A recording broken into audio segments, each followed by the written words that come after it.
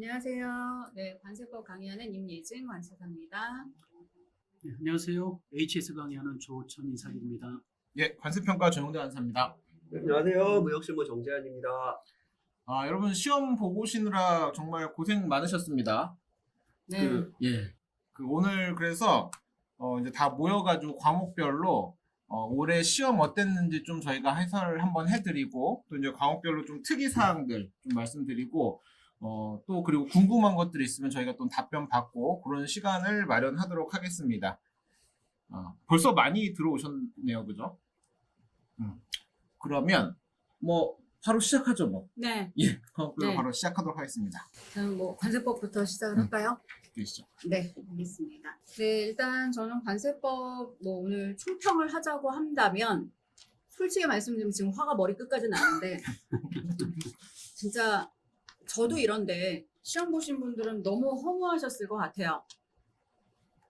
솔직히 주말 내내 너무 화가 나가지고 정말 이 화를 주체할 수가 없었거든요, 저는. 솔직히 말합시다.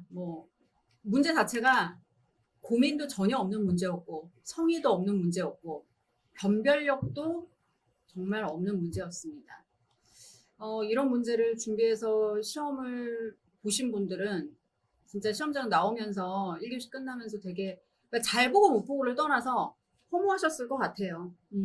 일단 제가 말씀드리고 싶은 건 그리고 문제 1번은 여러분 보시는 것처럼 굉장히 쉬운 문제입니다. 1장과 그 다음에 1장에서 관련이 있는 9장의 내용들이 나왔는데 자, 문제 1번처럼 이렇게 가장 기본적이고 가장 쉬운 문제 충분히 나올 수 있습니다. 충분히 나오고 그리고 이런 문제가 나오면 기분 좋게 정말 잘 쓸 수 있겠죠. 자, 쉬운 문제 나오는 거는 그럴 수 있다 치더라도 제가 볼 때는 이렇게 쉬운 문제가 나왔다면 변별력을 위해서 어려운 문제, 한마디로 제대로 공부한 사람과 제대로 공부하지 않은 사람을 구분할 수 있는 문제는 출제되어야 한다고 생각이 들어요. 근데 문제 2번은 그렇다 칩시다. 문제 3번이 지금 우리 관세법의 13장입니다. 13장에 보칙이 나왔는데 물음 1번과 물음 2번이 보칙의 시행령이에요. 물음 3번 같은 경우는 그냥 법률이라서 넘어갑시다. 물음 1, 2번은 13장 보칙인데 이 출제하신 분이 13장 제목은 알고 계시는지 모르겠어요. 보칙입니다. 보칙에 있는 것 중에서 시행령을 10점이면 그냥 그러려니 하겠는데 20점이에요. 또 하나의 문제가 뭐냐면 이 문제 4번이 지금 환특법이고 20점으로 출제가 됐습니다. 그럴 수 있습니다. 환특법도 20점으로 출제가 될 수 있죠. 그게 문제가 아니라 이 물음 1번 결국에 이제 환특세율과 관련된 문제를 출제를 한 건데 이 환특세율은 지금 적용 중인 물품이 없습니다. 적용하고 있는 세율이 아니에요. 근데 이거를 세율 인하를 요청할 때 제출해야 되는 자료를 5개를 써야 되는 게 관세자가 되는 거랑 무슨 상관이 있다는 건지 도대체가 이해를 할 수가 없습니다. 그래서 저는 솔직히 킬러 문제라고 낸 것 같은데 이 문제 3번의 물음 1, 2번 그 다음에 문제 4번의 물음 1번 여기 이제 킬러 문제라고 해서 출제를 한 것 같은데 저는 솔직히 이건 아니라고 봅니다. 그래서 저는 이 시험 관세법 2025년 관세법 문제에 대해서 총평을 하자면 역대급 최악의 문제다. 거기에다가 비교를 한다면 제가 실망했었던 문제가 2021년도 문제예요. 근데 그때는 그래도 괜찮았던 게 50점짜리 문제는 괜찮았습니다. 10점짜리가 너무 쉬워서 변별력이 없어서 그게 좀 화가 났었는데 이 2025년 문제는 정말 변별력도 없고 쉬운 문제는 너무 쉽고 구석진 데서는 너무 구석지게 나왔고 실수 하나 하면 그냥 끝인 그런 시험이 되어버렸습니다. 그래서 솔직히 말해서 제가 너무 화가 나가지고 해설을 하기가 두렵습니다. 자, 일단 문제 1번 같은 경우에는 여러분 다 아실 거예요. 이건 그냥 넘어가도록 합시다. 수입의 정의 쓰라 그랬고요. 법제 2조에 나오는 수입의 정의 그대로 쓰시면 되고 자, 수출입의 의제 사유를 6개 쓰라고 했는데 출제하신 분이 성의가 없다는 게 여기서 느껴집니다. 수입의 의제 쓰라고 하신 거 아닌가요? 수입의 의제? 수출입의 의제 사유는요. 수입의 의제 사유가 6개고 수출의 의제 사유가 한 가지가 있어요. 수입의 의제를 쓰라고 의도하신 건 아닌지, 근데 그냥 법조문 제목으로 그냥 수출입의 의제 이렇게 낸 건 아닌지 매우 의심스러운 그런 물음입니다. 나머지는 여러분들도 아시겠지만 법조항 그대로 써주시면 되는 그런 문제입니다. 물음 3번도 역시 5조, 6조, 7조 그대로 써주시는 문제고요. 자, 이 문제 같은 경우에는 사실 우리가 가장 기본적인 문제라고 해서 문제풀이 때 처음 문제풀이라는 걸 시작할 때 우리 뭐 1차 방정식 공부하는 것처럼 처음 문제풀이 시작할 때 가장 1페이지, 2페이지에 있었던 문제 그대로예요. 근데 너무 기본적인 문제이기 때문에 아마 준비를 하셨다가 잊으셨던 분들도 많으셨을 거예요. 그래서 조금 걱정이 되기는 합니다. 자, 문제 2번. 그나마 봐줄 만한 문제가 이 문제 2번입니다. 통관의 보류 사유. 우리 통관 보류 사유는 6개만 있는 건 아니죠. 그중 6개만 쓰면 되는 거고요. 수출 수입 반송 신고, 생략하거나 간소한 방법으로 신고할 수 있는 물품 4가지만 쓰는 건데 지금 제가 한번 보도록 할게요. 이 물음 1번 같은 경우에는 지금 사실 5가지예요. 근데 문제가 되는 건 이 4번을 썼을 때 이 단서 규정이 되는 것까지 써줘야 사실은 완벽한 답안이 되는 겁니다.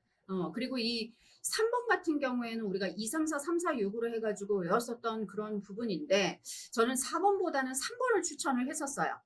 그래서 이 4번은 위험 리스크가 있는 게 이 단서를 안 쓰신 분들은 조금 리스크가 있을 수 있다라고 생각하시면 될 것 같고요. 그리고 유치 사유는 이제 우리 7장에 있는 부분이죠. 그래서 이번 시험 문제 보시면 1장, 그 다음에 9장, 그 다음에 이것도 이제 9장이죠. 그 다음에 여기 7장, 그렇게 나왔던 거고, 그 다음 이 문제 3번, 정말 쳐다도 보기 싫은 이 문제 3번이 이제 13장입니다. 13장에 보시면, 자, 물음 1번부터 보도록 할게요. 자, 이 전자송달 받으려는 자가 요거 신청할 때 신청서 기재사항을 물어봤습니다. 5개. 왜 알아야 합니까? 이거를. 신청서 기재사항 5개 이렇게 쓰는 건데, 뭐 인적사항, 성명, 주민등록번호 썼는지, 그 다음에 이런 거, 주소, 거소, 전자우편 준소같이, 전자송달 받을 수 있는 곳, 받을 곳, 뭐, 이런 서류의 종류, 그 밖에 필요한 사항으로서 관세청장이 정하는 것, 이런 것들을 써야 10점을 다 받을 수 있는 그런 문제입니다. 자, 물음 2번 같은 경우에도 전자송달할 수 있는 서류 3가지인데 이게 넘버링이 되어 있는 게 아니고요. 문장 안에 이렇게 들어있는 거를 3가지로 나눠서 써주시면 되고, 이 전자송달 방법, 이것도 둘 다 시행령이에요. 지금 괄호 3번에서 물어본 게 전자송달이 불가능한 경우 3가지 예와 이렇게 불가능할 때 송달 방식인데, 이게 이제 법률과 시행령을 묶어서 같이 써줘야 되는, 이게 이제 본문에 있는 게 법률이죠. 그 다음에 이 사유 3가지가 시행령입니다. 그래서 결국 이 물음 2번도 거의 대부분 시행령에서 물어본 13장 도칙에 있는 시행령에서 물어본 그런 문제고요. 물음 3번은 그래도 법률에서 물어봤어요. 전자문서 중개사업자 지정의 결격사유입니다. 취소사유 아니고요. 사실 이 결격사유는 3가지예요. 운영인 결격사유 2호부터 5호, 그 다음에 2번, 3번 이렇게 3가지인데 5가지를 쓰라고 했기 때문에 우리가 운영인의 결격사유를 배우면서 이 운영인의 결격사유는 여기저기서 빌려 쓰는 데가 많았습니다. 특허 요건 우리가 배울 때 운영인의 결격사유가 그 특허 요건에도 들어가 있는데 만약에 문제 내는 출제 배점이나 이런 거 봤을 때 운영이나 결격 사유를 풀어 써야 된다면 풀어 써 주세요라고 제가 말씀을 드렸죠. 이런 게 바로 그렇게 풀어 써야 되는 그런 문제예요. 그래서 이걸 풀어 쓸 수 있어야 5가지가 나올 수 있다라고 생각하시면 되겠습니다. 자, 문제 4번. 환특법 내용입니다. 자, 물음 1번은 아까 말씀드린 대로 환특세율이에요. 환특세율 지금 하고 있지도 않은 적용 중인 물품도 없는 그런 세율에 대해서 만약에 관계행정기관 장이나 이해관계인이 이 세율 인하를 요청할 때 제출해야 되는 자료를 쓰랍니다. 자, 요것도 환특법 시행령이에요. 요 5개의 자료를 내면 그렇게 해서 제출해가지고 세율 인하를 요청할 수 있죠. 그리고 물음 2번은 우리가 다 준비하는 보관 서류와 기간, 요게 보관 서류도 잘 쓰셔야 되지만 요 기간들 있죠. 요 기간, 요거는 많이 연습을 했기 때문에 여러분들이 다 잘 쓰셨을 거라고 생각이 듭니다. 사실 여러분들이 궁금하신 건 지금 사실 뭐 관세법이 아니라 HS 같아요. 그래서 저는 너무 화가 나서 더 이상은 말을 할 수가 없을 지경입니다. 어쨌든 여러분들이 잘못하신 건 전혀 없고요. 제가 말씀드리고 싶은 건 앞으로 지금 시험 보신 분들 뭐 너무 고생하셨고 앞으로 시험 보실 분들도 이 기출을 보실 텐데 절대로 올해 문제가 기준이 되어서는 안 됩니다.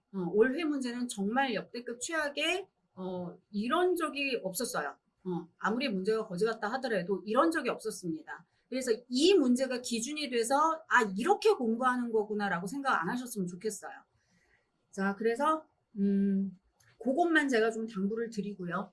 시험 보신 분들은 너무 수고하셨고 제가 너무 화를 내서 너무 죄송합니다. 근데 너무 화가 났습니다. 너무 고생하셨습니다. 다음 이제 HS 여러분이 진짜 궁금해하실 것 같습니다. HS 시작하도록 하겠습니다. 네, HS 같이 한번 좀 확인해 보겠습니다. 일단 전체적으로 이번 시험 출제된 내용을 보니까 다 공감하셨을 텐데 협약 문제가 나와서 많이 당황하셨을 것 같고요.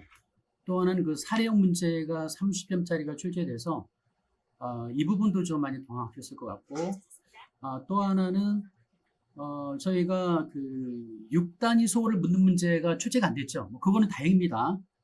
대신에 이제 그 4단 호의 체계라든가 좀 정확하게 적어야 배점을 주는 그런 문제가 좀 다수 출제됐다라고 좀 말씀드리고요. 먼저 첫 번째 문제 볼게요. 문제 1번 장식용 관련해서 장식용 꽃병이죠. 지금 물음 1번부터 3번까지 첫 번째 25류 주일은 이건 뭐 저희 중요한 거는 다들 아실 거예요. 보통 이제 1부부터 앞쪽에 12부는 가공도가 중요하다는 거 다 아실 테고 그 중에서 또 이렇게 식품이나 이런 쪽은 뭐 신선, 뭐 냉장, 냉동, 건조 이런 것들이죠. 그리고 25류는 주일의 규정이 그 중에서 가장 핵심적인 규정이라서 이 문제는 그 2019년도도 한번 출제가 됐었습니다. 그래서 계속 반복해서 나오더라도 뭐 무리 없는 중요한 그 주라고 보이고요. 물음 2번은 68류 주 1번 이게 제외되는 품목이죠. 여기서 배점이 아마도 한 10점 정도 배점이 될 것으로 보이거든요. 그런데 쓸 양이 많다 보니까 또 문제 자체가 주규정을 주 1호를 적어라라고 문제가 제시됐기 때문에 여기에서 이제 과목부터 순서대로 정확하게 적는 분들과 아닌 분들의 점수의 차이가 좀 있지 않을까 싶습니다. 69류 주 1호는 여기는 저희 개정된 내용이죠. 그 부분이 조금 반영이 됐다고 보이고 이것도 이제 소송 69류는 불에 구운 것들이 분류되죠. 69류 주 1호이죠. 이것도 이제 나올 만한 규정 중에 하나긴 했었죠. 세 번째, 요거는 제가 우측에 보면 상이라고 표시를 해놨는데 꽃병이 호의 용어에 특례되어 있는 품목이 없어요. 지금 나와 있는 68류 3개의 호랑 6913, 6913은 그나마 장식용이라고 호의 용어에 나와 있긴 합니다만 68류는 여기는 해설서를 봐야 꽃병이 분류되는지를 알 수가 있습니다. 그래서 거기까지 짚고 공부하기는 사실은 쉽지가 않다. 그래서 좀 어려웠던 문제, 다행히 배점은 크지 않았고요. 문제 2번은 국내주 묻는 문제입니다. 17류부터 91류까지 총 5가지가 있는데 류를 맞히는 문제죠. 그래서 뭐 류만 맞추면 될 것 같은데 또 살짝 고민되는 부분이 또 수험생 이번에 시험 보신 분들도 마찬가지겠습니다만 그러면 17만 적으면 되는지 아니면 표제까지 적어야 되는지 이 부분을 좀 고민을 하셨을 것 같아요. 그런데 이제 그 만약이라는 게 있죠. 그래서 류를 적고 표제도 적으신 분들이 좀 많았을 것 같은데 제가 개인적으로 생각할 때는요. 류만 맞히면 점수가 주어질 것 같습니다. 그러면 17류, 21류, 20류, 44, 90, 91류를 적으면 5점은 배점 받을 것 같고요. 또 하나 이번 문제 중에 이번 HS 문제 중에 가장 어려웠던 것 중에 하나이긴 합니다만 협약 3조입니다. 채학국의 의무고 뭐 강의 중에도 강조드리긴 했습니다만 협약 중에서 가장 중요한 조문 중에 하나죠. 협약에 기출됐던 게 협약 1조에 나오는 용어 정의가 나왔었고 다음에 협약 3조 또 하나가 이제 분쟁의 해결 이런 규정이 좀 중요한 편이죠. 그 중에서 협약 3조가 나왔는데 근데 우측의 기술 방향을 보면은요 여기에 뭐 당연히 6단위까지 지켜야 할 의무가 있다 또는 주규정이나 호의 용어에 따라 또 통칙을 지켜야 된다 이런 내용인데 이 내용은 다 아시는 내용이에요. 그런데 이것만 적어서는 과연 점수를 15점이나 받을 수 있느냐? 그렇지 않겠죠. 중요한 거는 3조를 기술하라고 했기 때문에 그거를 이제 원문과 일치하도록 정확하게 적는 게 이제 관건이지 않을까 싶습니다. 그래서 아마 여기서 점수가 좀 많이 낮아질 것 같다, 깎일 것 같다라는 예상이 좀 들고요. 문제 3번을 보시면 소명 세트입니다. 이거는 약간의 응용 문제고요. 사례형 문제인데 이 사례형 문제는 앞으로도 꾸준하게 좀 계속 좀 많이 나올 것 같아요. 이번에도 30점 별점이 됐고 작년에도 그렇고 재작년에도 사례형 문제는 꾸준하게 출제가 되고 있기 때문에 모의고사를 통해서든 평상시에 좀 준비가 필요하다 생각이 듭니다. 첫 번째 부분 1번은요. 요거는 이제 강의 중에도 강조드렸습니다만 세트 포장이죠. 세트 포장이면서 상호 혼합할 거라면 6부주 3이 적용되죠. 이것이 적용되는 거는 아마 다들 아셨을 것 같아요. 그런데 여기 나오는 포토리소그래프라는 이 품목이 과연 이게 3707인지 아니면 38인지 이 부분이 헷갈릴 수 있을 것 같은데 이 포토리소그래프가 이게 3707 해설서에 언급이 되고 있습니다. 그래서 이번 문제는 쭉 보니까 이 해설서에 나오는 사례들을 가지고 문제를 좀 응용해서 출제하는 내용이 좀 있다라는 좀 생각이 듭니다. 그래서 개념적으로는 6부 주 3이죠. 6부 주 3이 중요한 걸 다들 아시기 때문에 그 내용 자체는 중요한 건 다들 인지가 되는데 결국은 4단효, 37효, 물론 이제 류를 맞히는 문제라서 4단효까지 기술할 필요는 없습니다만 37효에 분류된다라는 걸 좀 명확하게 짚어야 되는 그런 문제였고요. 물음 2번은 이제 물음 1번과 좀 대비되는 내용이죠.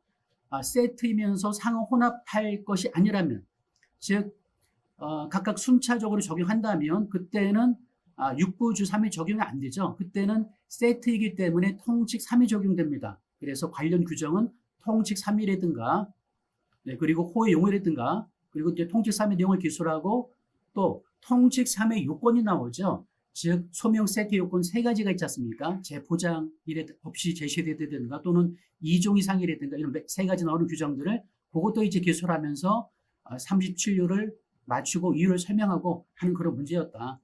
물음 3번은 여긴 의류 세트죠. 의류 세트는 11부 주 14위에서 세트로 제시되더라도 각각 분류한다라는 건 다들 아실 것 같고 그래서 아마도 대부분의 수험생분들은 주 14회 규정을 기술하지 않았을까 제대로. 또한 남녀 구별법이죠. 그러니까 주 9. 저희가 HS 공부할 때 앞으로 좀 더 주의할 게 주번호와 그 내용을 같이 연계하는 훈련이 필요하다. 주 9, 61일 주 9와 61일 주 9는 남녀 의료 구별법이죠. 그래서 주 9가 그 내용이지 않은 다른 내용인지를 실수하지 않아야 되는데 그래서 주 번호와 함께 그 주에 해당하는 핵심적인 그런 내용들을 좀 알고 있어야 된다. 라는 말씀드리고요.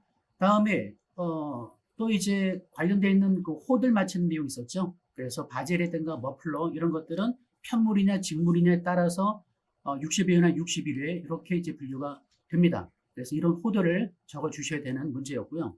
매니큐어 세트는 이거는 81회, 814호에 분류되는 즉 호의 용어에 따른 세트 품목이죠. 따라서 통칙 3이 적용되는 게 아니라 통칙 1이죠. 즉 호의 용어에 따른 통칙 1이 적용된 사례고 그런데 이 문제도 좀 헷갈릴 수 있는 부분이 그 문제 제시된 내용 중에 보면 안일비자 비금속이 나오죠. 비금속이 아닌 그런 품목이 섞여 있다 보니까 이게 좀 헷갈릴 수가 있는데요.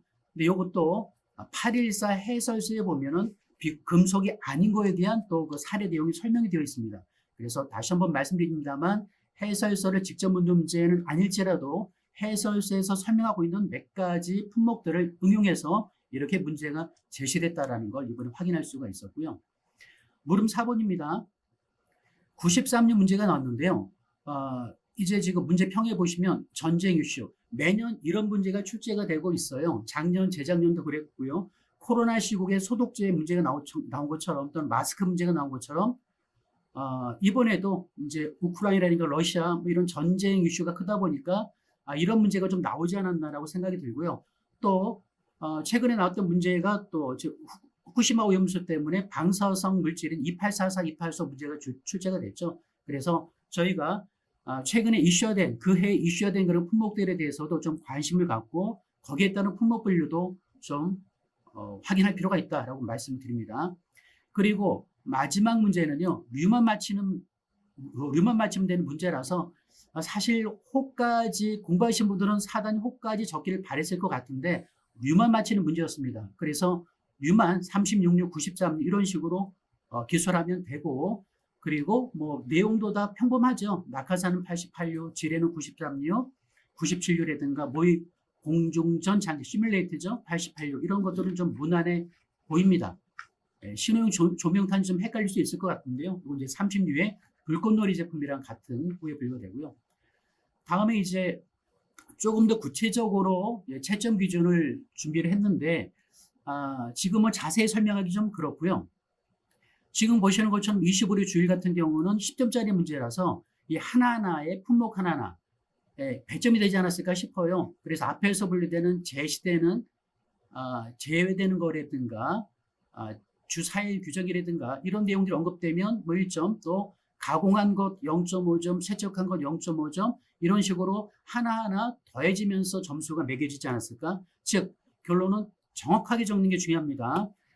최근에 고득점 90점 이상 맞은 분들도 점수를 받으신 분들도 종종 있거든요. 그런 분들과 얘기를 해보면 대부분의 분들이 호용어를 정확하게 적거나 주규정을 거의 완벽하게 적으면서 고득점을 맞았을 것 같고요. 그래서 이번 물음 1번도 10점이나 100점 됐다는 얘기는 자세히 정확하게 적어라 라는 출제자의 의지가 있다는 걸 알 수가 있었고요.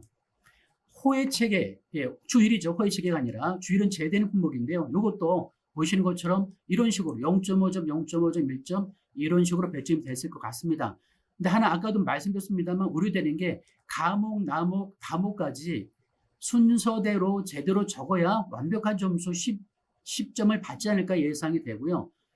만약에 항목, 가나다를 순서대로 기억하지 못하신 분들은 풍문만 기술하신 분도 꽤 있었을 것 같아요. 그래서 25리의 물품, 48류, 56류, 82 이런 식으로 품목만 기술했다면 그때는 글쎄요 10점, 100점 중에 그래도 한 3분의 2 이상 적고 가목, 나목을 놓쳤다면 그래도 품목은 제대로 적었다면 10점 중에 그래도 한 3, 4점, 5점 정도는 받지 않았을까 예상이 듭니다. 물론 두고 봐야 되겠습니다만 이번에 HS가 좀 과락이 많을 것 같아요. 다른 시험보다 또 관세평가와 HS가 좀 이번에 좀 어려웠다는 평이 있어서 아마도 HS가 과락을 좀 조절하지 않을까라는 생각이 좀 들긴 합니다. 그럴 때 이제 이런 부분 제대로 항목을 썼는지 아니면 품목을 제대로 완벽하게 적었는지 이런 걸 가지고 좀 판단하면서 좀 여유 있게 채점을 하지 않을까라고 예상이 들고요. 69류 주의료 규정, 이 주규정 그대로 적는 문제죠. 그래서 분량이 어느 정도 되냐에 따라서 이렇게 결점이 틀려질 수가 있다. 물음 3번입니다. 물음 3번은 여기 총 4점 배점이 됐는데요.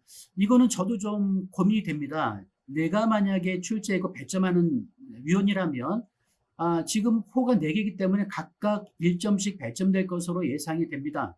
그런데 6802가 호가 꽤 많죠. 그리고 또 하나 문제가 호의 용어를 기술하라고 출제가 됐기 때문에 이거를 다 적어야 점수를 줄 것 같은데 그렇다면은 예를 들면 여기는 0.5점, 여기 0.5점 이렇게 줬을까 싶기도 하고 아니면 똑같이 1점, 1점, 1점으로 하되 6802는 총 1점에서 제대로 적지 않으면 즉 앞에 가공한 석비용, 건축 이것만 적었다면 한 0.5점 주지 않을까? 그거는 이제 이런 게 바로 어떤 그 나중에 배점할 때 좀 조정하는 그런 방법이 되지 않을까 싶습니다.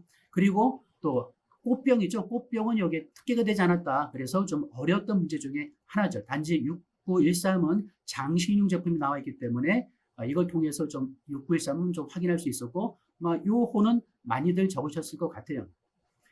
문제 2번 여기는 요거 이제 44류죠. 열대산 목지에 대한 규정입니다. 그래서 류 5개를 쓰시오. 요건 어려운 문제는 아니었죠. 그래서 지금 17류라든가 국내주를 적는 문제는 아닙니다. 여기도 5개를 쓰시오라고 했기 때문에 굳이 뭐 평간도수라든가 고구마 얘기라든가 열대산 목재 이런 내용 굳이 적지 않아도 류만 맞히면 그래도 점수는 주지 않았을까 싶어요. 이런 문제는 어떻게 보면 쉬운 문제 중에 하나로 볼 수 있죠. 물음 2번, 요게 또 이번에 관건일 것 같습니다.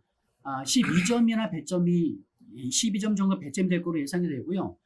또 문제 자체가 가후와 나목이라고 명확하게 주어졌기 때문에 가목과 나호의 규정을 정확하게 다 적고 여기에 따른 각각 배점 사항이 어떻게 제시될지는 좀 모르겠으나 대충 이렇게 예상이 됩니다. 그렇다면 이렇게 하나하나 제대로 적어야 점수를 제대로 받을 수 있을 것 같다. 뭐 기본 내용은 그거죠. 6단위까지 지켜야 할 의무가 있고 나머지 통계여부는 자국이 실제 맞게끔 해도 되고 또 국내주 같은 경우는 그 다음 나오는 내용 중에 2조가 있습니다. 2호가 있죠. 여기 보면은 문맥을 조정할 수 있다. 이런 내용도 좀 추가적으로 기술하면 여기에 대한 배점도 있지 않을까 예상됩니다. 주3도 3조 3항도 마찬가지죠. 그래서 3점 배점에 따른 이 문맥을 정확하게 적어야 줘야 제대로 배점을 받을 수 있다. 문제 4번은요. 이건 일종의 응용 문제입니다. 좀 어렵게 느껴질 수는 있겠습니다만 저는 괜찮은 문제라고 보여요. 그리고 이런 사례 문제는 앞으로도 꾸준하게 나올 가능성이 있기 때문에 좀 준비가 필요할 것 같고 말씀드렸던 것처럼 이게 감광성이라는 거 이 부분 때문에 또 플라스틱 수지가 나와서 혹시 39륜지 또는 38륜지 또는 37륜 이 부분이 좀 헷갈렸을 것 같은데 주원료 경화제가 나와 있고요. 그리고 또 문제 자체가 사용 전에 혼합한다라는 이 내용은 다 공부하셨으니까 아실 거예요. 육부주삼에 적용되죠. 그 육부주삼을 근거로 적어 나가면 되는 문제입니다. 그래서 주규정에서 배점이 이렇게 주규정 제대로 적으면 4점, 37유 주규정도 1점을 배점했는데요. 요거는 확인해 보니까 이 유사한 품목이 그 사례가 있어요. 실제 사례가 똑같지는 않습니다만 유사 사례가 있고 여기에도 근거 이유 중에 이렇게 주3과 37유 주로의 규정을 근거로 들고 있거든요. 따라서 37유 주 규정도 제가 볼 때는 배점이 꼭 될 것 같습니다. 1점이 될지 1.5점이 될지 모르겠습니다만 그리고 이제 이유를 설명하면 되죠.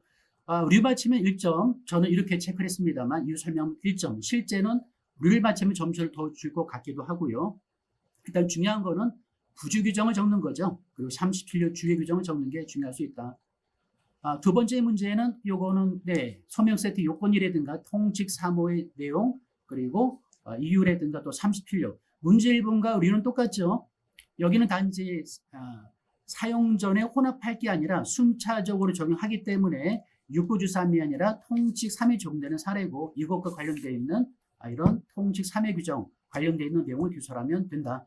참고를 보면은요 여기에 그 의미가 있으냐 한번 보시고요. 밑에 이것도 이제 적어드렸는데 370790에 보면은요 여기에 이렇게 명확하게 그 설명을 하고 있는 품목이 있습니다. 그래서 사실 해설을 보기가 쉽지가 않죠. 근데 여하튼 문제 내신 분들은 이거를 참고해서 육부주 3 또는 통칙 3을 언급하는 문제를 출제했다라고 생각이 듭니다.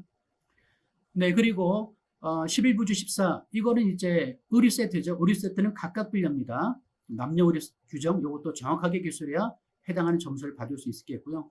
또 여기는 호흡 또 어느 정도 공부하신 분들은 다 맞추셨을 것으로 예상이 됩니다. 머플러는 특기가 되어 있죠. 61은 특기가 되어 있습니다만 62는 특기가 안 됐기 때문에 기타 3번입니다. 이쪽에 분류되는 품목이었고요.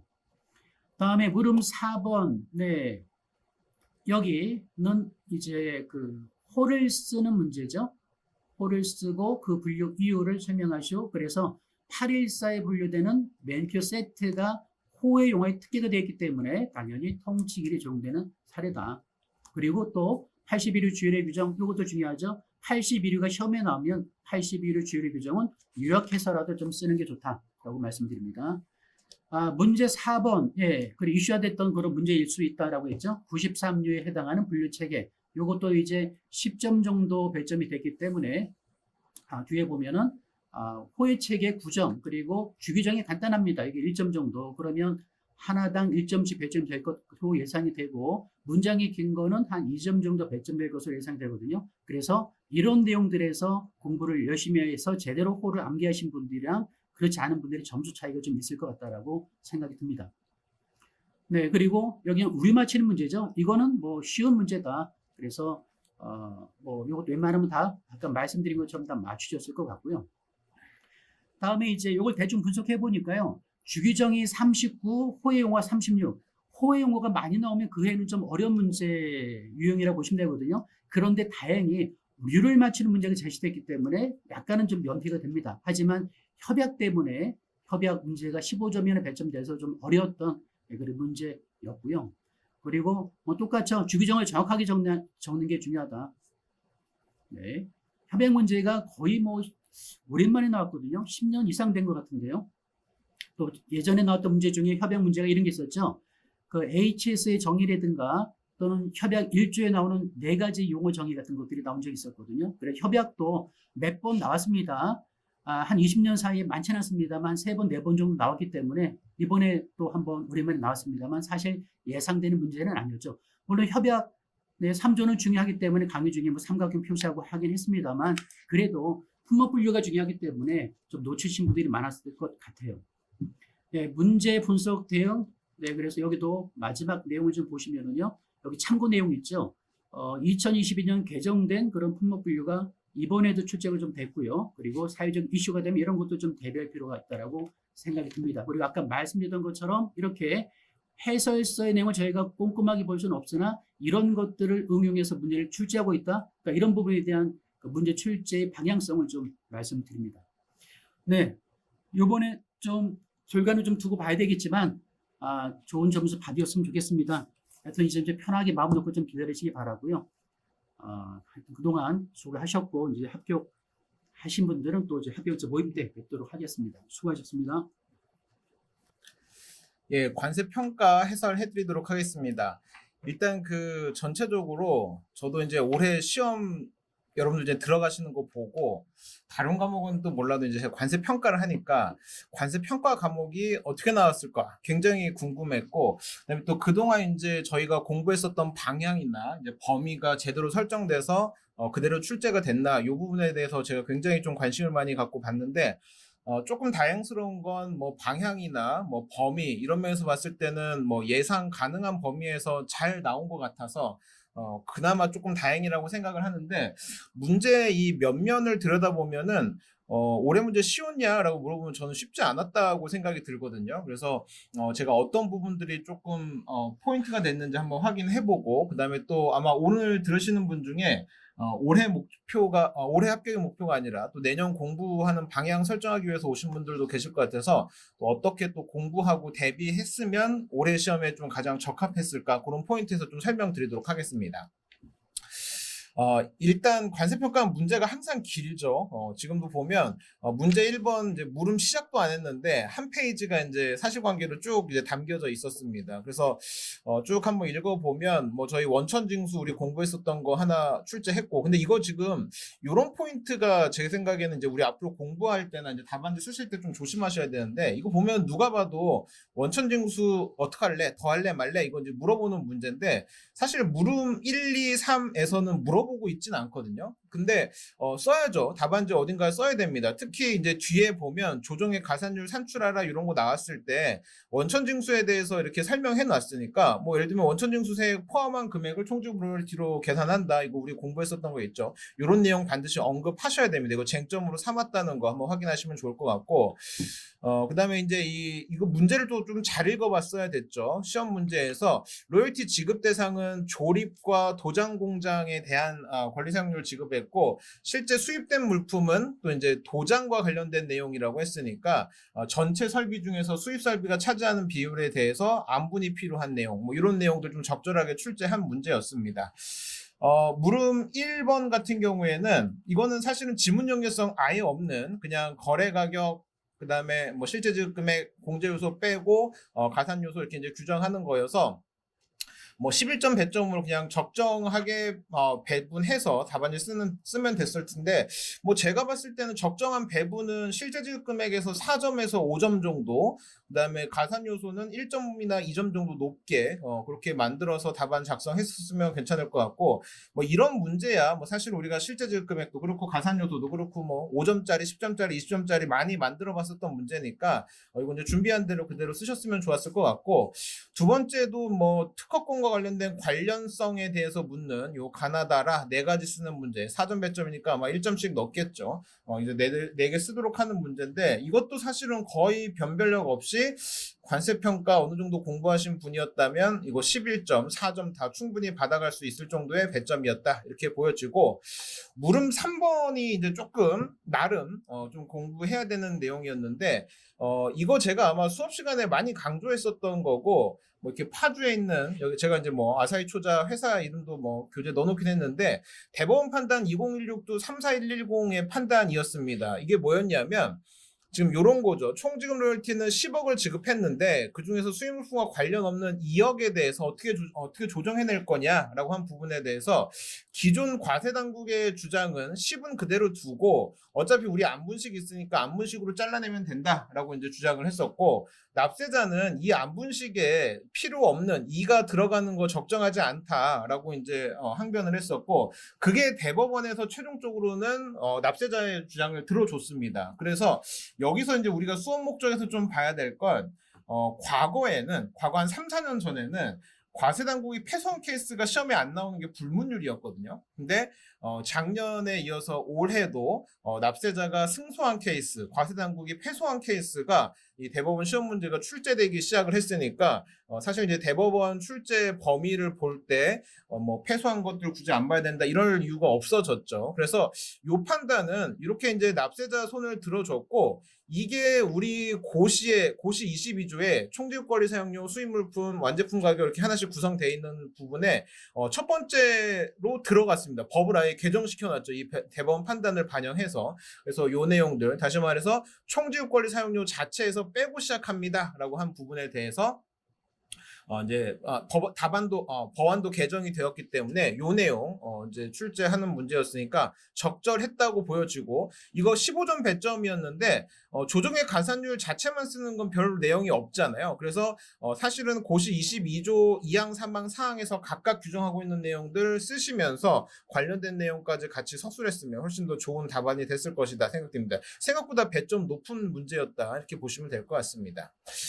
문제 2번도 마찬가지로 뭐 이런 거 8점 배점에서 실제지급 공제 요소와 연불이자 공제 요건 쓰시오. 요 문제 뭐 단골입니다. 사실은 뭐 매년 뭐 이게 그렇게 중요한지 모르겠는데 항상 너무 많이 출제가 돼서 이제 공부해야 되는 범위, 뭐 워낙에 해야 되는 범위고 8점 배점, 적지 않은 배점으로 나갔다는 거 하나 보시면 될 것 같고, 그다음에 고시 24조에서 말하는 수입항과 이 분기점에 대한 정의가 또 개정된 게 있었는데 이것도 출제해서 기재하도록 했고, 물음 2번 빠뜨렸네.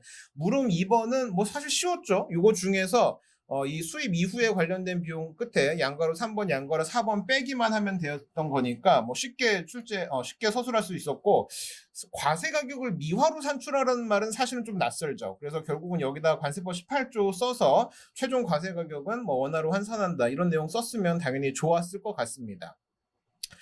물음 4번이 제가 봤을 때는 이번 올해 시험 문제 최고난이도의 문제라고 생각이 되는데, 이 문제는 사실은 조금 뭔가 누더기 같은 느낌이 있어요. 이 지문을 하나 주고 뭐 공제 요소에 대해서 쓰라고 하고 계산하는 문제 해놓고, 이 지문이랑 별로 상관없는 운임 분기점, 그래도 뭐 여기까지는 뭐 공제 요소니까 썼다고 치고, 마지막에는 갑자기 생산 지원 문제를 4점 배점으로 또 추가를 해가지고 써놔서 조금 애매하긴 한데 모르겠어요. 뭘 물어보는지 정확하게 모르겠는데 시행령에서 말하는 이 4가지 쓰라는 질문처럼 보이기도 하고, 여기서 지금 보면 작업용 모듈이라는 거를 생산 지원했다, 무상 제공했다. 그래서 이게 생산 지원 1, 2, 3, 4 중에 어디에 들어가냐 이걸 물어보는 문제 같기도 하고, 문제 자체가 또 우리말인데 또 희한하게 써 있어서 뭔가 누더기처럼 만든 문제 아닌가 생각이 됩니다.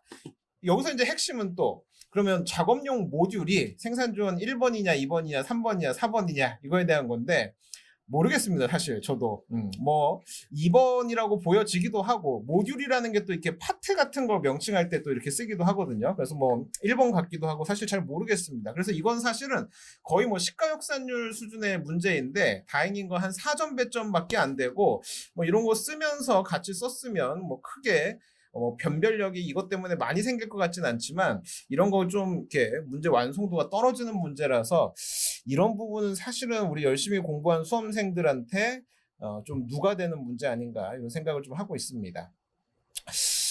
문제 3번 보시면요, 사방법인데 뭐 일단은 제가 사방법 매니아이기도 하죠. 사방법 뭐 너무 강조하는 문제이기도 하고, 여러분들도 앞으로 관세돼서 돈 많이 버시려면 사방법 열심히 하셔야 된다 이런 말씀도 드렸었는데, 사방법 기본적으로 사방법은 수입을 해서 국내 판매가 일어난 다음에 뭐 동종노무 비율 따져서 계산하는 거라서 기본적으로 잠정가격 신고 해야 됩니다. 그래서 이 사방법과 관련된 잠정신고 대상이라는 점 하나 기술하는 거랑, 결국은 얘가 사방법까지 가기 위해서는 뭐 특수관계가 있고 특수관계가 거래가 영향을 미쳤고 뭐 이런 것들을 좀 서술해야 되는 내용이 물음 1에 좀 포함돼야 될 것 같거든요. 그래서 가장 뭐 핵심적으로는 이 AA1과 BBB1에서 나온 매출 총이익의 차이를 비교하는 방식으로 이 특수관계자 영향 여부를 따져봐야 될 것 같고 당연히 그 부분에 대해서는 더 높은 마진율이 있어서 특수관계 영향이 미쳤다 이런 결론 도출할 수 있을 것 같고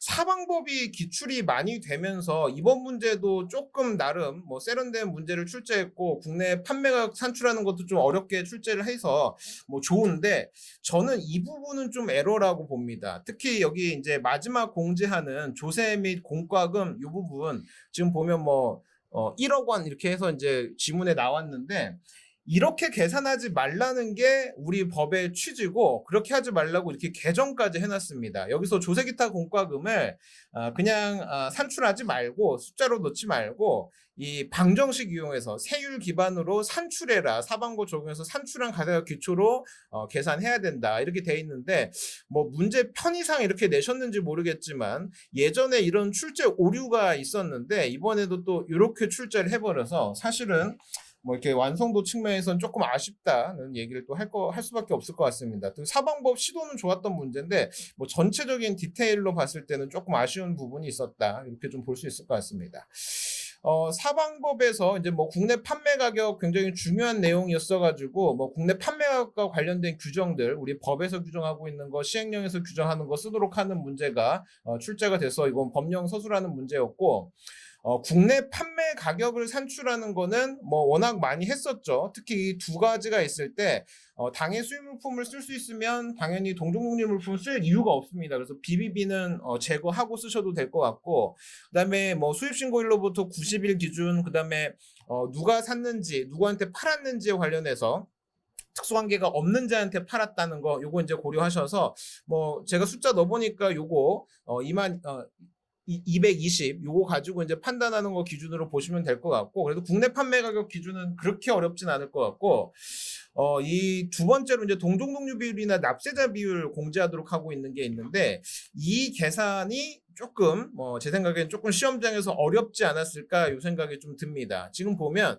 여기에서 이렇게 요약손익계산서를 주고 이제 산출하도록 하는 문제인데 여기에 보면 회계적으로 지금 빠져 있는 게 뭐냐면 매출액이 빠져 있어요. 제가 여기는 지금 그 모음답안으로 하나 넣어놨는데 매출액은 어떻게 산출이 되냐면 매출 원가랑 판관비랑 영업이익 요 세 가지를 더해서 매출액을 산출하도록 되어져 있고 그럼 이제 매출액이 나오면 거기에서 이 그로스 마진을 산출하는 거는 뭐 어렵지 않겠죠. 그렇죠? 그렇게 이렇게 제가 이제 방정식 만들어 놨고 지금 AA와 BBB가 각각의 이제 동종동류 물품이다라고 했기 때문에 납세자 비율을 산출할 때는 이것들을 다 합산해서 이 맨 마지막에 전체 매출액과 전체 매출 원가 대비 그로스 마진율을 계산해서 42.657% 뭐 세 자리에서 반올림해서 42.66% 뭐 이렇게 계산을 하면 될 것 같은데 그 내용이 좀 핵심적이었고 당연히 이게 이 동종 동료 비율 18%랑 비교해봤을 때 120% 이하에 들어오냐 안 들어오냐에 따라서 저비율 쓸지 동종 동료 비율 쓸지 따져봐야 되는데 여기서 이제 동종 동료 비율 쓰는 거였고 여기 마지막에 두 가지 요소는 계산 맨 마지막에 공제하는 방식으로 최종 과세액을 결정하도록 하는 문제였습니다. 뭐 나름 좋은 문제라고 생각되고 제가 아마 사방법 관련해서 납세자 비율이나 동종 동료 비율 관련된 부분이 개정이 많이 돼가지고 좀 공부하면 좋겠다 이런 말씀 드렸었는데 역시 여기서 출제가 됐습니다. 뭐 최근 개정 내용들 출제된다는 그런 생각이 여전히 맞게 출제가 된 것 같습니다. 3번 문제 나름 난이도 있고 괜찮은 문제였다 이렇게 생각이 되고 쉬운 문제는 절대 아니었습니다.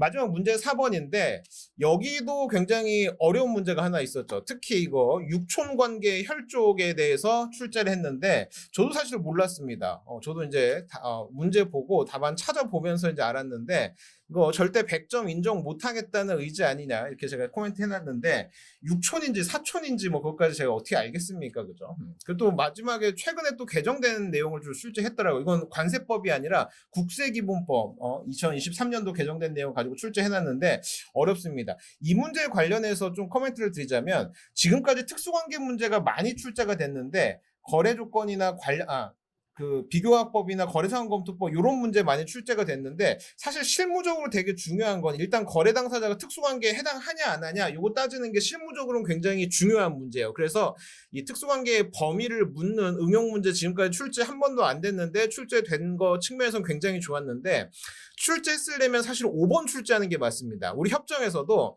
나머지는 사실관계 판단하면 되는데 5번에 대해서는 좀 따져봐야 된다라고 이제 규정을 하고 있어서 5번을 출제했으면 굉장히 좋은 문제라고 생각을 했을 것 같은데 이 친족의 정의를 묻는 문제가 출제가 됐기 때문에 별로 좀 그렇게 탐탁치 않은 문제라고 생각이 되고 근데 저는 이게 생각해보면 저는 몰랐다 그랬잖아요. 4촌인지 6촌인지 근데 시험장에서는 맞출 수는 있었을 것 같아요. 왜냐하면 지금 이제 문제의 흐름 자체가 가격 결정해라 이제 이렇게 되어 있는데 가격 결정 일방법으로 하게 돼 있거든요.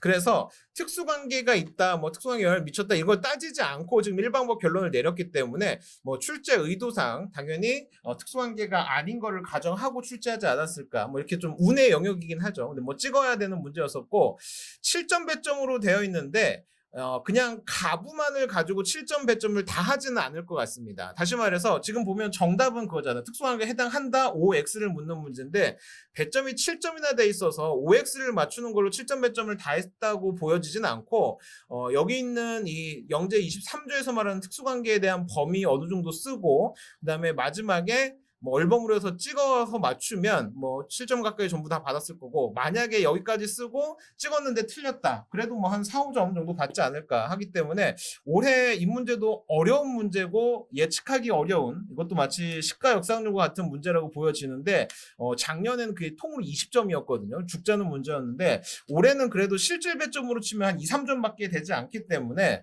뭐 그래도 다른 거 잘 썼으면 충분히 커버 가능한 정도 문제다 이렇게 생각이 듭니다.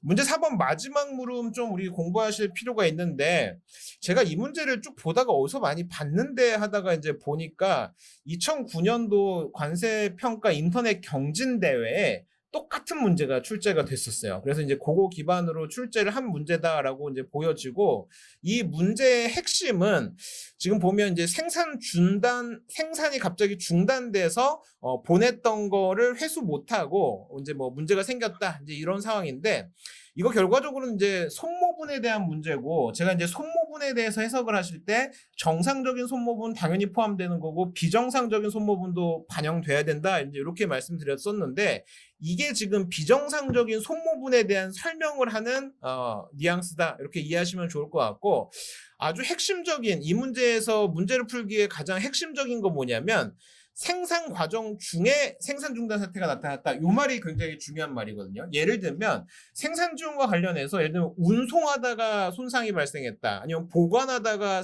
손상이 발생했다. 이러면 손모량을 보지 않습니다. 왜냐하면 생산 과정에 투입이 안 됐기 때문에. 근데 지금 이 문제에서는 생산 과정에 투입이 됐는데 뭔가 불가피한 생산 중단 사태가 있어서 손모량이 발생을 했다. 이런 포인트이기 때문에 생산 과정에 투입된 비정상적인 손모량으로 보는 게 맞는 것 같고 당연히 그 부분에 대해서는 생산 지원 용역 3번 수입품의 생산 과정에서 소비된 물품으로 파악하시는 게 좋은 판단이었을 거라고 생각이 됩니다. 그리고 요 마지막에 보면 이런 거와 관련된 적정한 자료를 제시하지 못했다. 이제 이런 표현이 좀 들어가 있는데 이 표현은 조금 우리가 침착하게 생각을 해보면 어떤 표현일까를 한번 잘 보셔야 되는데 저 표현을 잘못 해석하면 일방법이 배제되는 사유라고 해석할 수도 있을 것 같은데 지금 문제의 뉘앙스나 문제 출제 의도는 같이 한번 보시면 결국 저 잔여물이 이 손모량이 발생했는데 이 손모량이 생산 과정에서 발생했다고 하더라도 생산 지원으로 안 보는 경우는 뭐냐면 그 손모량을 다시 뭐 회수가 가능해서 생산에 재투입했다든지 아니면 팔아서 경제적 이득을 취했다든지 이랬을 때는 손모분으로 반영하지 않는데 지금 보면 그렇지 못했다. 다시 말해서 어떻게 회수했는지를 알 수 없다. 그 얘기는 다 손모분 처리하겠다. 이런 그러니까 잔여물이 아니라는 잔여물이라는 입증이 불가능한 상황이다라는 취지로 해석을 했으면 제일 좋았을 것 같고, 그렇기 때문에 공제하지 않고 비정상적인 손모분 전부 다 과세계 가산 요소로 보겠다, 뭐 이런 취지로 이해하시면 좋을 것 같고, 똑같은 맥락의 문제가 2009년 7월달에 2009년도에 7회차 관세평가 인터넷 경진대회 문제로 출제가 됐기 때문에 뭐 사실은 출제자도 저 문제 보고 출제했을 것 같다, 이런 생각이 듭니다. 여기까지 해서 전체적으로 문항 좀 설명을 드렸고, 뭐 제가 봤을 때는 전혀 올해 시험 문제가 유형이나 이런 건 좋았는데, 문제 난이도로 보면 쉽지 않았습니다. 그래서 아마 잘 썼다 이런 느낌 받았다는 생각 별로 들기 쉽지 않았을 것 같고, 또 구석구석에 보면은 또 어려운 문제들이 있었으나 다행히 그런 거에 대한 배점이 그렇게 많지가 않아서 또 이제 자신 있게 쓰고 오셨으면 좋은 배점 많이 받아서 합격할 수 있지 않았을까, 이런 생각을 좀 하고 있습니다. 잠시 후에 또 질문 주시면 또 답변 드리고 그렇게 마무리하겠습니다. 예. 사실 뭐 무역 실무는 아무도 궁금해하지 않을 것 같아요. 제가 주말 내내 생각해봤는데 자격증 같은 거는요 조금 쉽게 나와도 사람들이 이제 그 공부를 좀 안 해서 떨어질 수가 있잖아요. 그래서 말이라도 이거 생각보다 쉬운 거 아니다, 이거 어려운 거다, 뭐 네가 잘못하지 않았다, 이런 식으로 말을 하는데, 이건 아무리 생각해도 이것보다 쉽게 나오면 우린 그걸 국제무역사라고 하고요. 그냥 내 생각에 올해 무역 영어가 좀 더 어려웠을 것 같은데? 형 너무 극단적이셔. 아니야, 진짜 이거는 아무도 아니, 지금 과목이 4개가 있는데. 그래서 제 생각에는 아마 한 채점을 칼채점해도 70점. 정상적으로 채점하면 8, 90점? 이거 100점도 노릴 수 있는. 그리고 우리 무역 실무잖아요.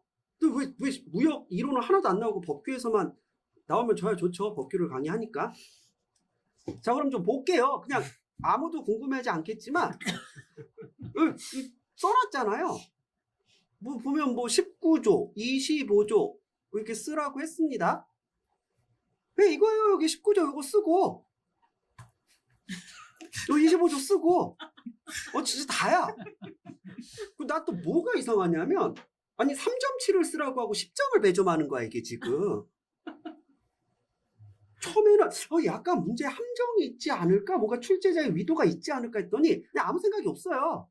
물음이도 뭐 17조 그리고 18조, 아니 다 쓰라고 해도 10점인데 또 하나씩만 쓰래. 그래서 17조, 18조. 이게 뭐냐면 우리 옛날에 이렇게 책 뚜루루루 하다 뚝 하는 거 있잖아요. 그래서 그냥 문제 낸 것 같아. 그 다음에 개인적인 견해라는 거. 29조, 30조. 요건 또 다 쓰래. 그래서 29조, 30조. 갑자기 분량이 많아졌어. 이건 다 15점 분량인데? 문제 2번 보시면, 이게 왜냐면 관련 있는 것들끼리 엮어서 같이 쓰라가 아니라 진짜 이렇게 뚜루루루 하다가 요거 이런 느낌이에요, 지금. 이게 무슨 그 모바일 게임 그 가챠 돌린 것 같은데? 10조, 24조, 33조, 10조, 94조, 33조. 진짜 뭐. 그리고 특징이 있어요. 우리 특히 무역실무가 범위가 너무 많으니까 이제 수험생들이 이거 MI 같은 거 작년에 뭐 30점 나왔는데 이거 또 안 나오겠지? 그다음에 이거는 몇 년 전에 기출로 나왔는데 안 나오겠지 해가지고 그 기출됐던 거를 의도적으로 안 하는 분들이 있는데, 올해 트렌드는 뭐냐면 그냥 문제 은행식이에요. 그러니까 기출에서 다 나왔습니다. 구조는 이게 나온 지 얼마나 돼도 똑같은 걸 또 내나? 구조 그리고 16조. 진짜 구조.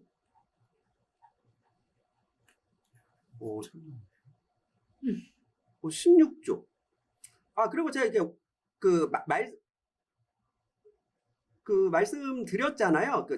이게 국문본은, 정시 국문본은 이제 회수와 철회라고 되어 있어요. 그래서 강의 시간에 이거 보통 철회와 취소라고 나올 거다라고 제가 말씀드렸습니다. 그럼 MI는 이거 다 기출인데?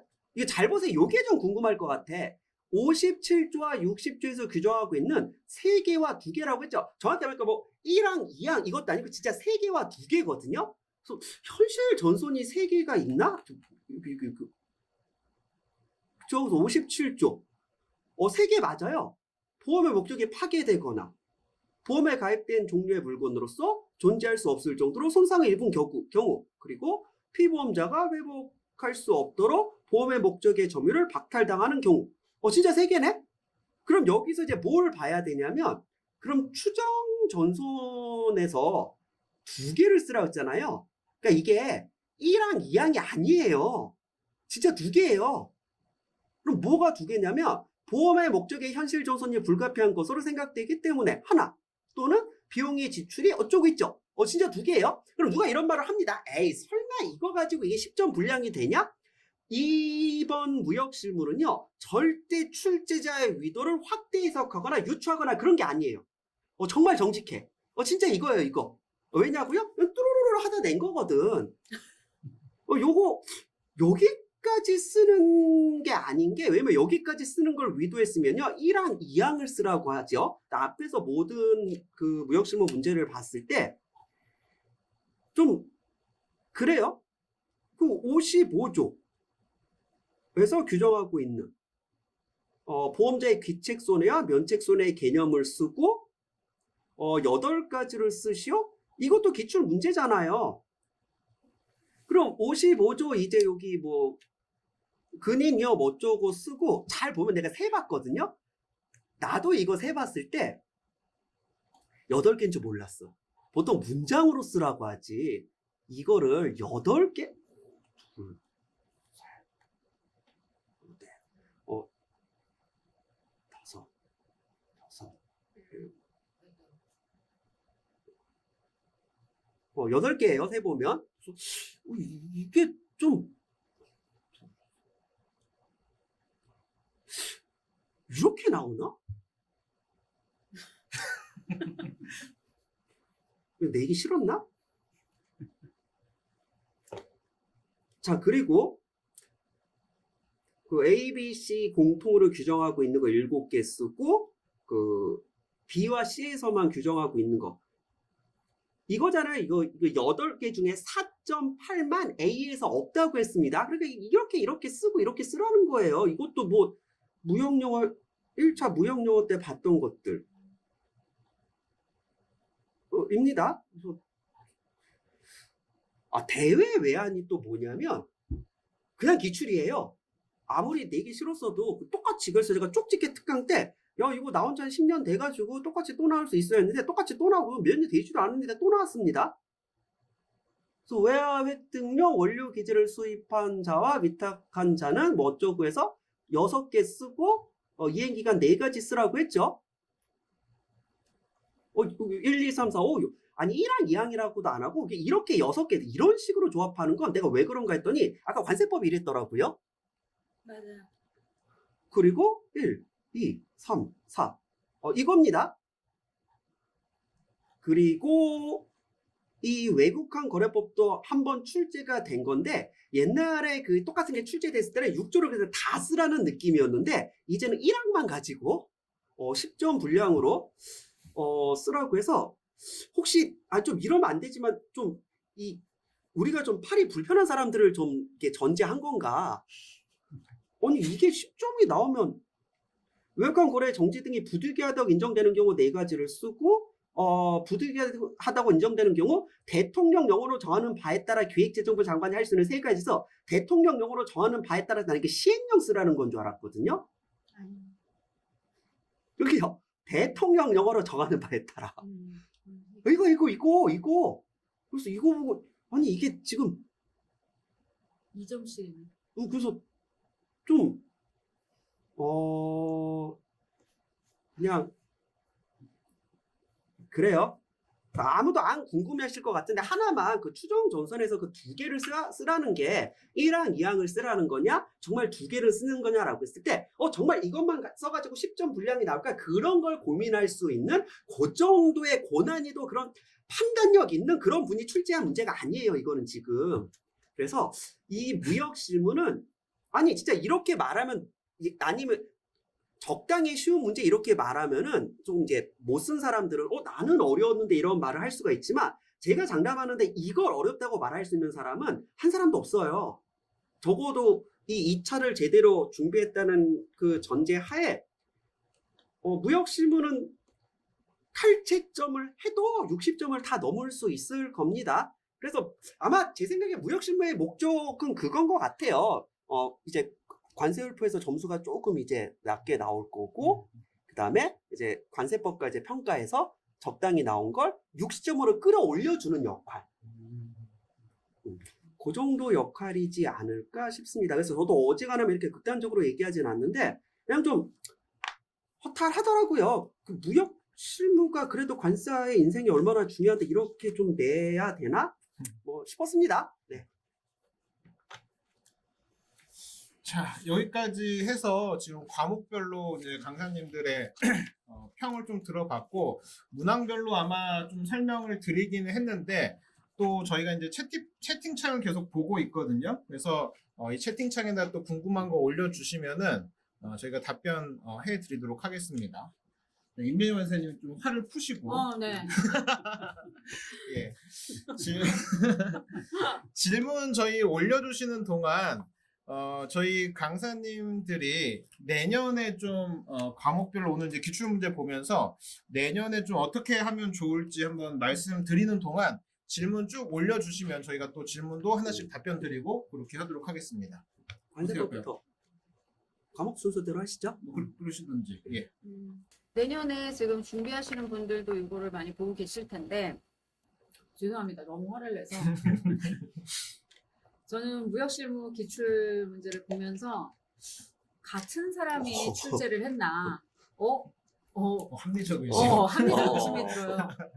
같은 사람이 지금 두 과목을 출제했나? 그래서 너무 바빠서 이렇게 성의가 없었나? 그런 생각이 들 정도였는데 일단 드리고 싶은 말씀은요. 아까도 말씀드렸듯이 지금 2025년도 이 관세법 기출이 여러분들이 앞으로 공부하실 때 기준이 돼서는 안 됩니다. 보통 우리가 기출 문제를 보면서 나의 공부 방향이라든가 이런 거를 잡는 경우들이 많아요. 근데 이거 한 해만 가지고 기준을 잡으시면 절대 안 되고요. 사실 제가 볼 때는 2021년도에 거의 비슷한 유의 문제 스타일이었어요. 그때는 이제 50점, 10점 문제가 나왔을 때였는데 그때 이후로 4년 있다가 이렇게 똥을 미안해요. 4년 있다가 이제 이런 문제가 또 나왔어요. 그러면 내년에는 그래도 좀, 내후년에는 그래도 좀 제대로 된 문제가 출제될 거라고 저는 생각이 듭니다. 4년 주기설 같아요, 지금. 그래서, 요게 기준이 돼서는 안 되고요. 지금 우리가 공부하는 방향에서 크게 흔들리실 필요 없고요.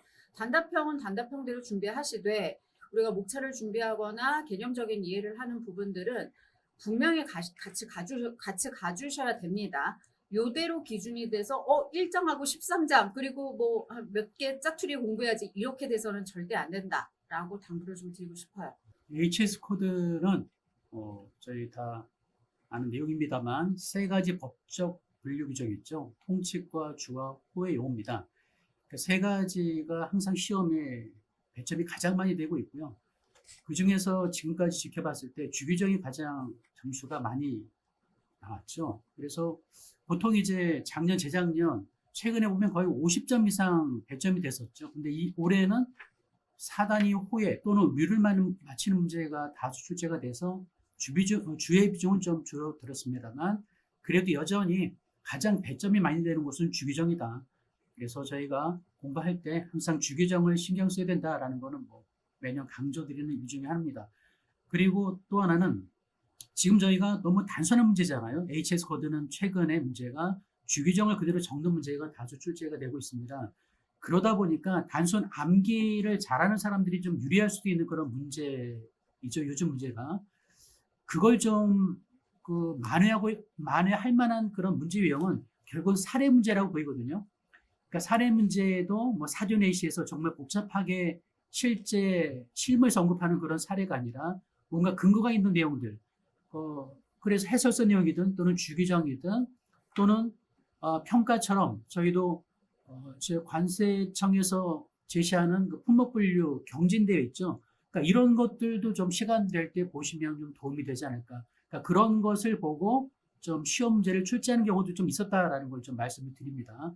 그래서 좀 그 시각을 좀 넓히고 그냥 주규정, 물론 그게 가장 중요하고 사단 호의책이 적는 것도 중요합니다만 좀 다양한 시각, 그게 이제 사례형 문제가 될 수 있고 또 뭐 경진대회라든가 다른 어떤 그런 문제들도 좀 같이 볼 필요가 있다라고 생각이 듭니다. 그래서 올해 또 이제 사례 문제가 다수 출제가 되기 때문에 이거는 계속 좀 앞으로도 확대되지 않을까 싶어요. 그래서 이제 그런 부분은 꾸준하게 모의고사를 통해서 좀 연습을 해야 되지 않을까 싶습니다.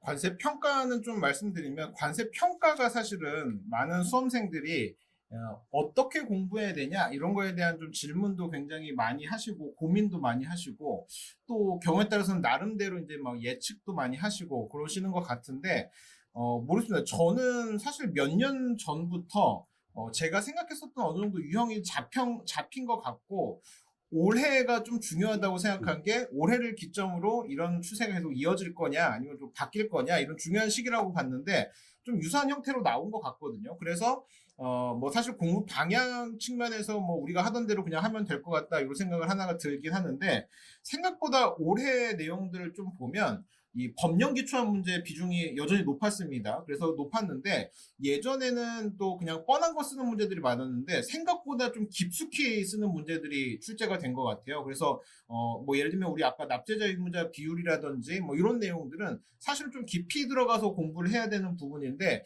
이 부분은 문제가 그러니까 육촌 문제처럼 뭐 문제가 이상하다고 보기는 좀 어려운 것 같거든요. 그래서 공부해서 커버할 수 있는 범위는 맞는데 생각보다 법령 공부 좀 중요하다는 측면이 조금 더 부각돼서 더 깊이까지 공부해야 되는 상황 같다. 이 정도 생각을 드리고 올해 기출문제 특징 중에 하나가 뭐 여전히 사례형 문제는 많이 나옵니다. 근데 뭐 외형상 뭐 탈만 쓴 사례형 문제들 같기도 한데 뭐 그런 문제 여전히 많이 나오고 좀 특징 중에 하나가 협정 문제가 조금 적게 나오긴 했거든요. 협정 문제가. 근데 이거는 모르겠습니다. 이거는 유지될 수 있는 트렌드는 아닌 것 같고 언제든지 협정 문제는 나올 가능성이 있다. 하지만 이 정도 분위기나 난이도 유형에서 출제되지 않을까 이렇게 좀 생각을 하고 있습니다. 그래서 뭐 공부 방향 측면에서는 우리 하던 것들도 열심히 계속 더 하면 되겠다 이 생각이 좀 듭니다. 예. 무역 실무는 최근 몇 년은 법규에서만 거의 출제되고 있고 뭐 그러다 이제 이론에서 한 10점 뭐 이렇게 출제되고는 있기는 하지만 여전히 법규가 가장 중요합니다. 그리고 이제 저희가 이제 4대 법규라고 얘기를 좀 해요. 그러니까 1조부터 끝조까지 전 조항을 누락 없이 해야 되는 이 뭐 인코텀즈, UCP, 이제 CISG, 그리고 여기 ICC에 ICC, 그리고 플러스 이제 핵심 조항은 봐야 되는 MIA까지 하면 저희는 이제 최대 이제 5대 이제 법규라고 하거든요. 그리고 이제 기타 법규가 있죠. 무역실무는 좀 극단적이기는 해요. 뭐 기타 법규에서만 뭐 나와가지고 사람들을 엿먹이도록 뭐 하거나 거의 뭐 꽈락률 80%? 그러다 어떤 해는 뭐 다들 80점 맞을 정도로 뭐 쉽게 내기도 하고 그렇지만 변하지 않는 건 있습니다. 확실히 그 법규가 가장 중요해서요. 저는 그 얘기를 하거든요. 극단적으로 가면은 어차피 법규가 정리가 잘 돼 있으면 이론은 알아서 따라와요. 그래서 저는 뭐 극단적인 경우는 뭐 법규 9, 이론 1. 그렇지만 뭐 그게 조금 부담되면은 뭐 8대2.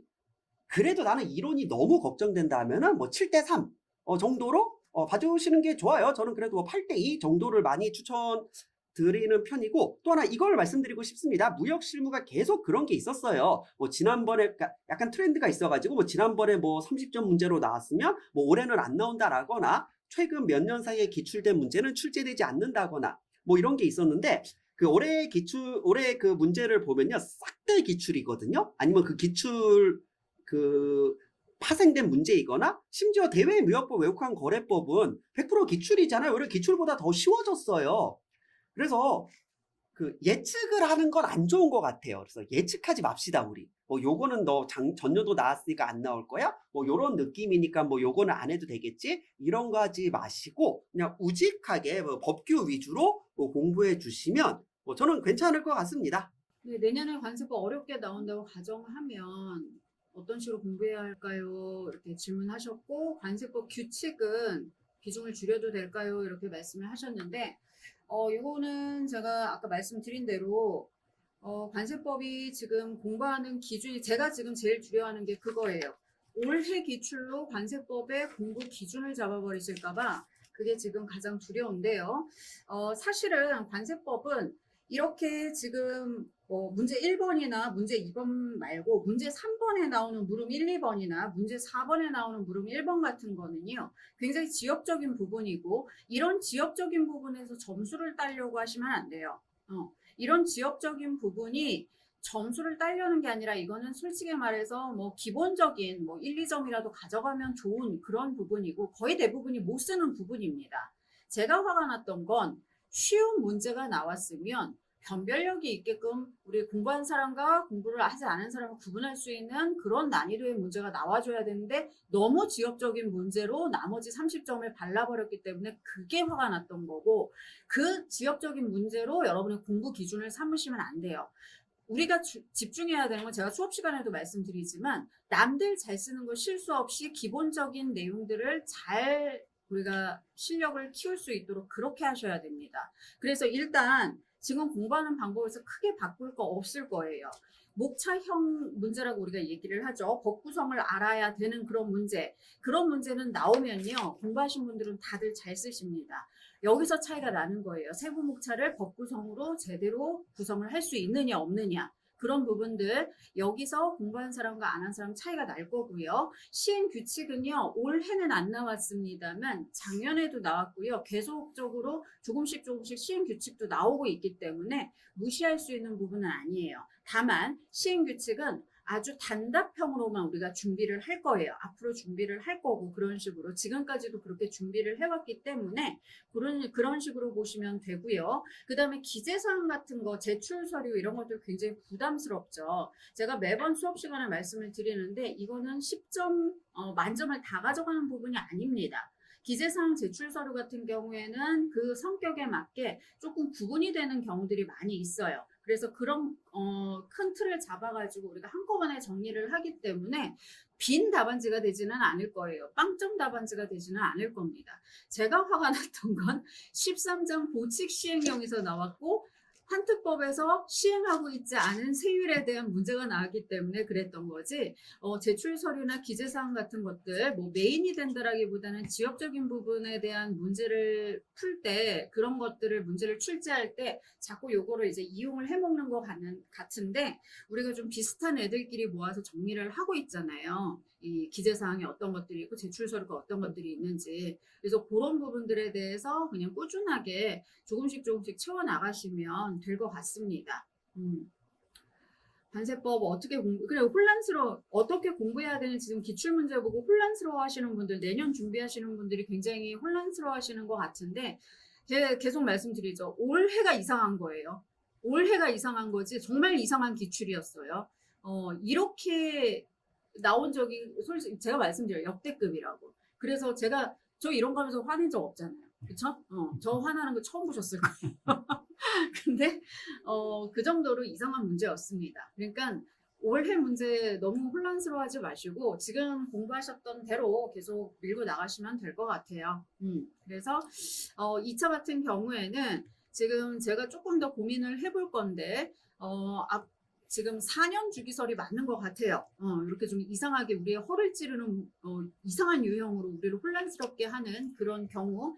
그래서 좀 저도 지금까지 기출된 내용들이라든가 이런 경향들을 다시 한번 좀 분석을 해보면서 우리가 어디까지 기재사항을 챙겨야 될지, 제출 서류는 어디까지 챙겨야 될지, 그리고 지역적인 부분은 어디까지 챙겨야 될지, 그렇다고 우리가 해야 될 일들이 줄어드는 건 아니거든요. 원래 했던 일들, 뭐 우리가 법 구성 파악하고 개념 이해하고 했던 것들은 당연히 해야 돼요. 거기에 뭔가를 더 해야 되는데 그걸 얼마나 더 해야 될지 제가 좀 고민을 좀 해보도록 하겠습니다. 네. 네. HS. 네. 과락 넘을 수 있는 사람이 90명이 될까요? 90명을 뽑을런지. 인원이 정해져 있습니다. 90명은 무조건 뽑아야 되는 그런 상황이고요. 그래서 점수가 안 된다면 올려주겠죠. 올려줄 수 있는 과목이 제가 볼 때는 평가와 HS가 아닐까 싶어요. 그래서 지금 못 썼다고 너무 걱정하실 필요 없고요. 본인이 못 썼으면 다른 분들도 당연히 같이 못 썼을 겁니다. 그래서 좀 부족하고 떨어질까 싶지만 결국은 90명을 채우기 때문에 그 부분은 뭐 정해져 있는 숫자라서 너무 걱정하지 않으셔도 될 것 같습니다. 그리고 7부 주의로 쓰고 39리 분류된다고 쓰고 그 39리 문제 3번 물음 1번 이 물음 1번의 근거는 6부 주 3이잖아요. 그럼 7부 주의로를 썼단 말이죠. 6부 주 3에 보면은 6부, 7부에 해당하고라는 규정이 있죠. 그러니까 6부도 해당하고 7부도 해당한다는 주규정이 있긴 있기 때문에 그나마 약간의 좀 그래도 점수는 주지 않을까 싶긴 한데 제가 아까 그 채점 기준 한 거를 그 문제 옆에다 적어놨습니다. 그래서 예를 들면 6부 주 3호가 4점 정도 배점을 했거든요. 그렇다면은 그 중에서 내용을 다 완벽하게 적었다면 제가 채점하는 사람이라면 채점위원이라면 그래 4점 중에 그래도 한 2점 주지 않을까 싶긴 한데 그거는 100% 장담은 안 됩니다. 왜냐하면 작년에도 6단위 후 맞히는 문제가 출제가 됐었죠. 그때 4단위만 적었을 때 다 0점 처리를 했더라고요. 이런 건 좀 해주기를 기대했는데 그렇지 않은 경우도 있었기 때문에 뭐 일단은 좀 결과는 두고 봐야 될 것 같습니다. 그 부분을 말씀드리고요. 물음 2번 물음 2번이죠. 통칙 3호 남목을 쓰고 39리로 쓴다면 근거 규정 쓴 것만으로 일부 점수를 받을 수 있을까요? 근거 규정을 쓰고 근거 규정 통칙 3호 썼던 얘기죠. 통칙 3호 남목을 썼는데 3776가 아니라 39리로 기술했다는 얘기죠. 그럼 이것도 이제 그 들어가는 법적 근거가 통칙 3에 대한 배점이 있을 것 같아요. 그러면 이 부분에 대한 점수를 좀 주지 않았을까 싶긴 한데 근데 또 한편으로 좀 이것도 우려되는 게 뭐냐면 결국은 품목 분류에서 가장 중요한 게 류나 호를 맞추는 거잖아요.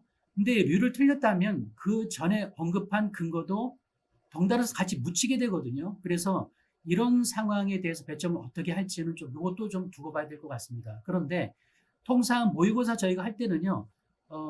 이 주규정에 따라서 주가 몇 점, 호가 1점, 뭐 이유 설명하고 1점 이런 식으로 배점이 된다면 그래도 주규정을 적었다면 4점 배점 중에 한 1, 2점 정도는 주지 않았을까라고 좀 기대를 합니다.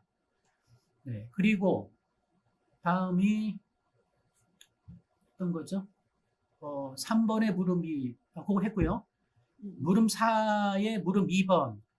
이건 오히려 류만 적어야 되는데 호까지 적으셨네요. 이거는 더 자세히 적으신 건데 류만 적으려고 호를 적었다? 이거는 줘야 되지 않을까요? 류를 맞추려고 했는데 4단위로 적었다? 주죠. 주겠죠? 더 잘 쓴 건데. 예, 그래서 이것은 뭐 4단위를 제대로 적었다면 그렇다면 그거는 인정을 해줄 것으로 맞추셨다면 걱정 안 하셔도 될 것 같아요.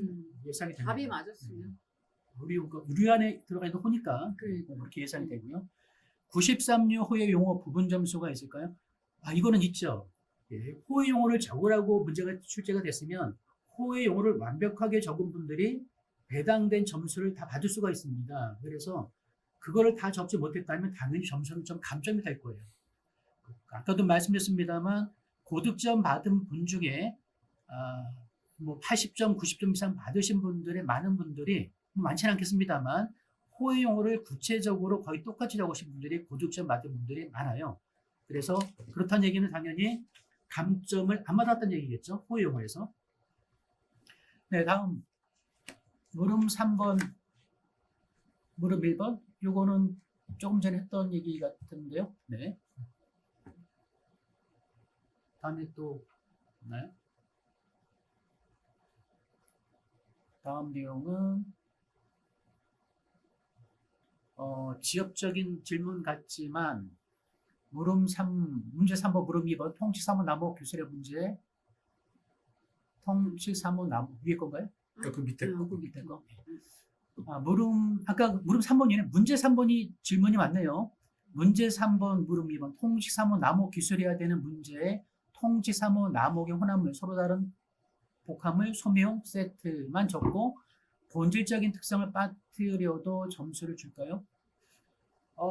감점 될 것 같습니다. 점수는 주긴 주지만 그래도 기본적인 어떤 그 통칙 3의 나의 중요한 구성 내용 중에 하나가 혼합물, 복합물, 소명 세트고 그 내용이 들어갔다면 통칙 3에 적용됐다라는 걸 어느 정도 예, 근거 규정으로 든 거기 때문에 본질적인 특성 감점될 수 있겠으나 그렇다고 점수를 아예 안 주진 않을 것 같습니다.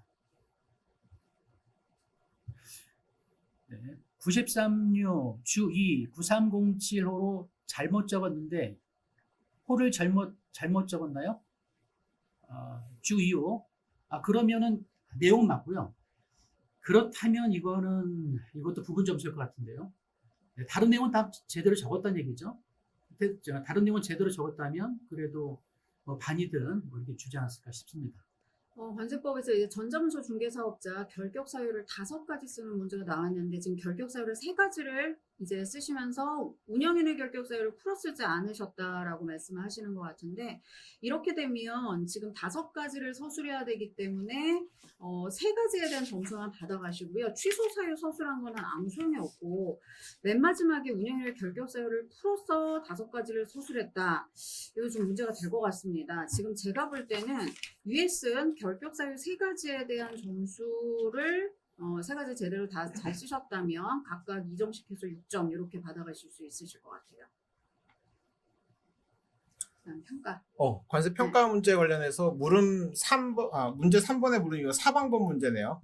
거기에서 시간이 부족해서 수수료라고 좀 짧게 쓰고 넘어갔다. 이때 배점 어떻게 될 거냐 이게 물으셨는데 일단 그러니까 문제 3번의 물음이 총 배점이 20점인데 그러니까 양괄호 1번이랑 2번에서 단위 가격에 대한 규정 쓰는 거, 그다음에 단위 가격 산정하는 거, 그게 양괄호 1번, 2번에서 이제 있었던 거고, 제가 봤을 때는 그 두 개 합쳐서 배점이 10점 이상 됐을 거라고 되고, 그럼 지금 이제 문의하신 거는 양가로 3번 중에서 여러 4가지 요소가 있는데 맨 마지막에 이제 수수료 공제하는 건데 제가 보자면 결국 답이 맞았다면 점수는 잘 받았을 것 같고 만약에 시간이 부족해서 하나를 포기해야 된다, 하나를 적게 쓸 수밖에 없다라고 했으면 지금 선택하신 그 수수료를 선택하는 게 가장 합리적인 선택이었을 것 같거든요. 그래서 제 생각에는 잘 하고 오신 것 같고요. 시간 분배 잘 하고 오신 것 같고 저기 배점이 그렇게 크지 않을 거라고 생각됩니다. 특히 요소들 4가지 중에서 가장 작은 요소고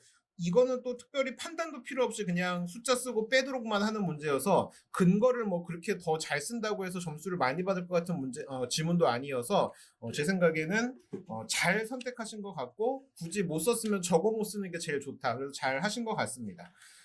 두 번째 질문은 문제 1번의 물음 1에 가산 요소를 기술할 필요가 없습니까? 라고 이제 물으셨는데 당연히 가산 요소 쓰라고 했으니까 써야죠. 제가 모범 답안에다가는 그거 그냥 너무 뻔해서 안 옮겨 드린 것 뿐이고요. 실제 지급 금액에 대해서 쓰는 거, 가산 요소에 대한 거 2가지 쓰도록 했고 제 생각에 배점이 실제 지급 금액은 한 4에서 5점 정도 배점, 가산 요소는 뭐 6에서 7점 정도 배점이니까 써야 됩니다. 제가 여기만 그냥 안 옮겼다 뿐이고 당연히 물은 거 써야 된다 이렇게 생각하시면 될 것 같습니다. 질문 하나 더 들어왔구나. 숫자 3번 1,000원 대신 공 3개 붙여도 괜찮아요. 당연히 괜찮습니다. 우리 세 단위 콤마 찍는 건데, 당연히 1,000원이 공 3개인데, 공이 너무 많아질까봐 한글로 그냥 1,000원이라고 썼으니까, 전혀 문제 없을 것 같고, 물음 위에 괄호 3번, 근거 적지 않고 숫자만 맞췄다. 이거 조금 애매한데, 저는 저 같으면 정답을 맞췄다면, 10점 배점 기준으로 보고, 그러니까 제가 10점 배점이라고 본 건 물음 2에 괄호 1, 2, 3이 있는데 괄호 1, 2가 한 10점 배점일 것 같고 괄호 3이 나머지 10점 배점이라고 생각되고 그중에 제 생각에는 한 3, 4점 정도 정답 맞췄으면 배점하지 않을까 생각이 듭니다. 예.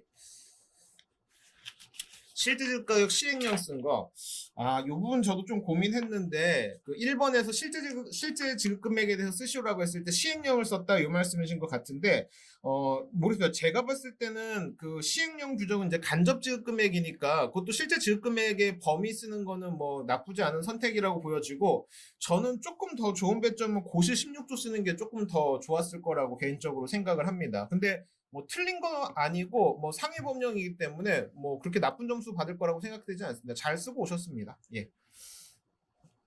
그 무역신문은 사실 뭐 문제에 대한 질문은 봐봐 아무도 웃잖아요. 이게 그렇다니까. 그 제가 수업 시간에 많이 강조했듯이 이론은 줄이시는 게 맞아요. 왜냐면 이론은 우리가 암기해서 쓸 수 있는 그런 게 아니기 때문에 법규를 제대로 쓸 수 있으면 이론은 썰을 풀 수가 있어요. 그래서 8대2 정도로 해서 사실은 뭐 거의 극단적으로 법규 위주로 공부를 하시는 게 맞고요. 그렇다고 해서 또 이론이 아주 안 나오는 건 아니에요. 올해가 조금 특이하긴 했지만 뭐 10점, 뭐 많으면 20점 분량으로 이론이 출제되긴 해요. 그래서 저는 그게 모의고사의 역할이라고 보거든요. 모의고사라는 게 정말 시험에 딱 트렌드에 맞게 뭐 시험에 나오는 것만 찍어서 알려주는 그런 목적도 있지만 부족한 것을 보완해주는 목적도 있어요. 그래서 제가 법규 위주로 공부하고 저는 심지어 극단적으로 무역실무 이론은 그 200 몇십 페이지짜리 그 요약집을 만들었거든요. 그 1000페이지가 200 몇십 페이지가 된 거예요. 그걸로 공부를 하고 그리고 그 모의고사에 이제 이론이 계속 나오죠. 그때 좀 파생시켜 나가면서 이제 풀어 쓰는 법은 이제 모의고사 시간에 학습하면 될 것 같아요. 기본적인 공부는 항상 법규집, 암기 위주가 이제 맞는 것 같고요. 무역실무 난이도 정말 극단적입니다. 무역실무가 정말 예측이 불가능한 게 사실은 정말 최상급 난이도라고 시험이 나왔던 거는 정말 최상급이라고 시험이 나왔던 건 역대적으로 다 무역실무였습니다. 무역실무에서는요, 그냥 문제 보면 딱 이거 있죠. 그러니까 아까 HS도 진짜 어려웠지만 맞출 수 있는 문제가 그래도 한 40, 50점 분량은 있었잖아요. 무역실무 어렵게 나왔을 때는요, 100점 분량을 하나도 몰라요. 진짜. 그리고 꽈락률이 80%인 거예요. 그때가 어떤 해냐면 무역실무 꽈락이 아니면 실제 전원 합격이었던 2018년 이럴 때가 있습니다. 사실 무역실무도 아니었어요, 그때는.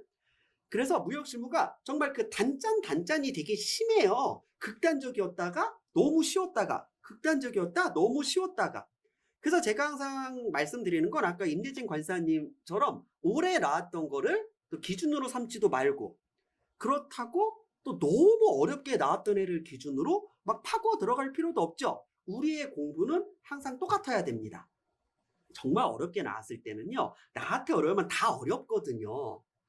그렇기 때문에 어쨌든 우리 상대평가니까요, 이제 꽈락만 면하는 선에서 상대평가가 돼야 되고, 너무 쉬우면 또 그 와중에서도요, 똑같이 쉬운 거 내도요, 1등부터 100등 할 수 있어요. 그 디테일하게 채점을 좀 하면은. 그래서 아마 올해 정도로 쉽지는 않을까. 올해가 너무 쉬웠으니까. 그렇다고 확 높아질까라고 하면은 또 항상 그럴 수도 있어요. 무역실무는. 왜냐면 무역실무는 그 출제위원들끼리 그 평균이 없습니다. 정말이에요? 그래서 그 출제위원이 쉽다고 생각한 게 우리한테 어려울 수 있는 거기 때문에 그냥 항상 그 보수적으로 공부하는 게 맞는 것 같아요. 이제 법규 위주로 공부하면서 기타 여박 이제 다 꾸준히 좀 하고 이론도 이제 요약집으로 하되 이제 누락 없이 이제 모의고사를 통해 계속 이제 서술하는 방법을 이제 확장시켜 나가는 그런 방법으로 공부하시되 굳이 뭐 유달리 뭔가 공부 방법을 바꿀 필요는 없을 것 같습니다. 무역실무는. 네. 관세 평가 질문 하나 있어서 또 답변 드릴게요. 그 규정은 썼는데 답 판단이 틀렸으면 0점 처리되냐? 예전에 0점 처리했다고 들었습니다. 이렇게 질문 오셨는데 오늘 이렇게 질문하고 이렇게 답변하니까 생각보다 재밌네요. 내년에는 맥주 같은 거 한 캔 사다 놓고 시간 제한 없이 하면 어떨까 생각이. 저 야근. 퇴근하셔야 되는구나. 촬영팀 야근. 이렇게 일을 해야 관사로서 성공할 수 있더라고요. 우리 생각만. 야근 원래 하는 거 아닙니까? 예. 직원 생각은 안 하고. 죄송합니다. 아까 이제 규정은 잘 썼는데 답 틀리면 어떻게 되냐 그 질문인데 그런 것 같아요. 예전에는 그러니까 요즘 트렌드 문제는 그러니까 아예 법령 쓰는 문제랑 판단 쓰는 문제를 좀 아예 구분을 해버렸거든요. 그래서 그냥 법령 쓰는 거에는 그냥 법령 잘 때려 박으면 거기에 해당하는 배점 잘 받고 이렇게 됐고, 그다음에 이제 판단 쓰는 문제는 또 별도 배점을 해놨기 때문에 예전처럼 막 20점이 통째로 빵점 맞고 막 이런 일은 없지 않을까 생각이 드는데, 근데 이제 지금 보면 이제 뭐 이런 가격을 결정하도록 하는 문제들이 지금도 보면 그렇게 고배점이 되어 있지는 한데, 결국은 판단을 맞추냐 틀리냐에 따라서 배점 차이는 꽤 크게 날 거라는 생각은 듭니다. 그래서 뭐 근데 이제 지금도 예를 들면 사방법 같은 경우에도 요소가 이제 4가지가 있고 그 중에 그걸 다 맞춰야 정답이 나오는 그런 구조인데, 만약에 한 3가지는 맞췄는데 1가지가 틀렸다 그러면 부무 점수는 줄 수 있지 않을까 이렇게 생각을 하고 있습니다. 그래서 예전처럼 그냥 통배점으로 빵점 이렇게 하는 거는 조금 줄어들어서 조금 수험생들 부담이 덜하지 않나 이 생각하고 있습니다. 예. 합격선이 60점 넘을 거라고 예상하시나요? HS 어떻게 생각하십니까? HS는 평균 점수가 아마도 40점대, 매년 그랬죠? 매년 40점대가 평균 점수입니다. 뭐 올해도 그럴 것 같아요. 네. 뭐 실제 합격할 때는 점수도 있을지 모르겠지만 어느 정도. 관세평가는 저는 생각보다 점수 80점 높게 나오는 사람 별로 없을 거라는 생각이 듭니다. 특히 좀 어려운 문제들 꽤 있어서, 작년에는 20점이 통째로 날아갔다면 올해는 그래도 한 10점 정도는 날아가는 문제들이 있어서 좀 쉽지 않았던 것 같아요. 예. 아까 질문 하나 있었는데요. 11부 주 14의 내용을 기술할 때 서로 다른 후에 분류되는 요게 이제 빠뜨렸다고 하셨는데, 그거 빼고 나머지의 기본 내용은 다 들어가셨다면 배점이 얼마냐에 따라 조금 틀려질 것 같거든요. 배점이 2점이라면 그러면 뭐 한 0.5점 안쪽으로 좀 감점이 되지 않을까 싶습니다. 그리고 항상 그 채점, 배점할 때 고려해야 될 내용이 그거죠. 다른 사람과의 형평성이거든요. 그러니까 제대로 쓴 사람들, 완벽하게 쓴 사람들에 비해서 얼마나 감점이 됐는지를 생각해야 되기 때문에 완벽하게 쓰지 못했다면은 약간의 감점은 좀 생각을 해 주실 필요가 있다라고 말씀드립니다. 이하 여백은 제가 좀 말씀을 드릴게요. 그 문제마다 뭐 그 이하 여백 뭐 그 문제 그 쓰라고 하는 게 사실은 그거거든요. 그러니까 실제 한번 그런 사례가 있어요. 답안지에 쓸 때는 특정인을 유출할 수 있는 특수한 그 기호를 쓰면 진짜 빵점 나오는 경우가 있습니다. 왜냐면 이제 출제자가 이거 내가 아는 그 답안이네 걔네. 왜냐면 그런 것 때문에 뭔가 이하 여백이 아닌 뭔가 특수한 무언가를 썼다면 그것은 확실히 문제가 되지만, 사실은 이하 여백이나 아니면 이런 것들은 그냥 편의상이거든요, 채점에. 그렇기 때문에 이걸 안 썼다고 채점에 영향을 주진 않습니다. 차라리 이하 여백 말고 뭐 하트를 그리고 이상한 짓을 하지 않았다며.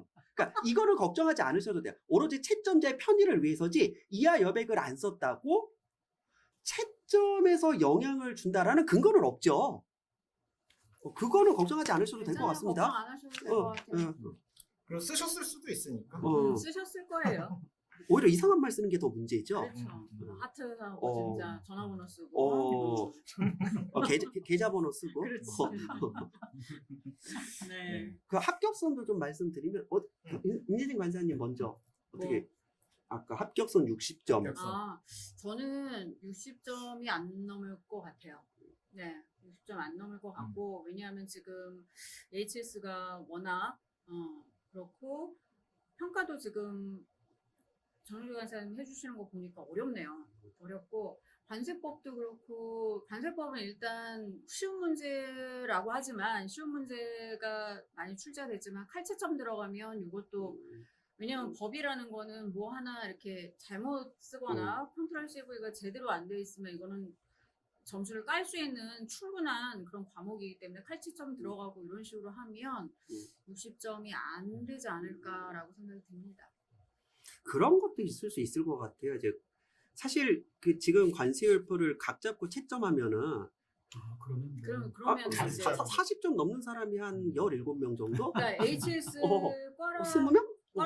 안 나면 합격하는 그런 일이 생길 수도 그래서 처음에는 HS 각 잡고 채점을 했다가 합격자가 너무 안 나와가지고 조정을 해서 10점, 그러니까 통으로 그냥 올려야 되잖아요. 조정을 했더니 또 무역신문 점수가 너무 잘 나오는 구조거든요. 무역신문 또 올려버려 120점. 그래서 오히려 평균 합격 커트가 60점이 돼가지고 60점 넘는 사람 다 합격해서 합격자 90명이 넘을 수도 있어요. 그럴 수도 있죠. 오히려 HS 조정 들어가는 게 약간 호재로 작용하는. 그럴 수도 오히려 있을 어려운 것 게. 음. 그랬던 적도 있잖아요, 사실은. 네, 맞아요. 그러면 더 좋은 거죠. 네, 그래서 HS 어려운 것을 긍정적으로 생각하셔도 될 것 같아요. 다 어려웠으니까 어려운 문제는 다 어려웠고 쉬운 문제는 다 다 같이 쉬웠던 어려운 거니까 너무 걱정 안 하셔도 될 것 같습니다. 네. 음. 오늘 마무리 한마디씩 그럼. 네. 또 마무리 또 합니까? 저는 집에 가셔. 저 이거 한마디는 좀 하고 싶은데. 한마디만 오늘 집에 하세요. 못 간다. 왜 이래? 제가 두 가지를 부탁드릴게요. 가채점 하지 마세요. 합격자가 공통적으로 얘기하는 게 가채점 1도 의미가 없습니다. 맞아요. 왜냐면요, 나는 못 써서 60점 나올 것 같다 그랬는데 채점을 널널히 해가지고 막 80점 나오는 경우도 있고요. 이 정도는 60점 무조건 넘지 했는데 너무 칼제점을 해가지고 맞아. 40꽈락이 나는 경우, 사실 작년 관세평가가 그 시가 역산율이 문제지 꽈락 낼 정도는 아니지만 맞아요.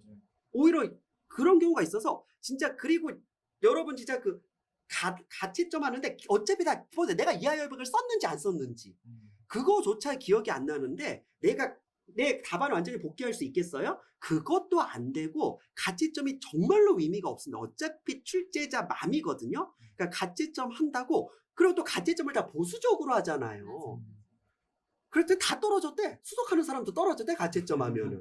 진짜 의미가 없으니까요. 가채점 같은 거 하지 마시고, 그다음에 선택을 하세요. 공부를 할 건 공부를 하고, 놀 거면 제대로 노세요. 차라리 이 4개월 그 발표 나올 때까지 그냥 신나게 놀거나 아니면은 뭐 원산지 관리사나 보스사 같은 거 따놔도 좋잖아요. 7, 8월에 모든 무역 자격증 다 있거든요. 그냥 자격증 공부나 하거나. 제일 안타까운 게 놀지도 못하고 공부도 못하고 나 떨어졌을 것 같아 펴놓고 그래도 이러면서 또 공부도 안 하지만 놀지도 못해. 진짜 그거 후회합니다. 저는요 그냥 놀 것 같아. 신나게. 그리고 술 많이 마시세요. 술 마시면 또 다 잊어요. 그래서 알코올 중독. 내년에 우리 맥주병 하나씩 먹고. 아니 근데 그건 다 공감하지 않으세요? 놀 거면 제대로 놀라고. 맞아. 그러니까 전혀 불안해하지 마세요. 그 9를 잘 쓰고 1을 못 썼는데 못 쓴 1에 계속 못 쓴 고쳐가지고 것만 생각나니까. 그것만 생각나는데 그거 빵점 나왔다고 하더라도 나머지 다 잘 썼을 거거든요. 저는 그냥 놀았으면 좋겠어. 이런 날이 두 번 다시 없어요. 여러분 인생에서 이렇게까지 대놓고 쉴 수 있는 날이 없으니까 노세요. 가채점 하지 마세요. 진짜 부탁드립니다.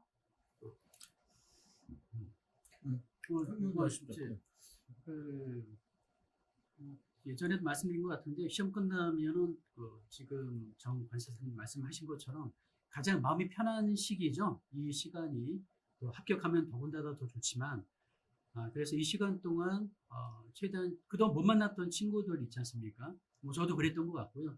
그럴 때 이제 예전에도 약속을 좀 피하고 했지만 지금부터는 이제 적극적으로 만나서 좀 인사드리고 또 술 한잔 하고 그래서 뭐 또 자유로운 시간에 또 여행을 간다든가 지난번에 보니까 예전에는 또 이 시간에 또 외국에 갔다 오시는 분도 이제 종종 보기도 했습니다.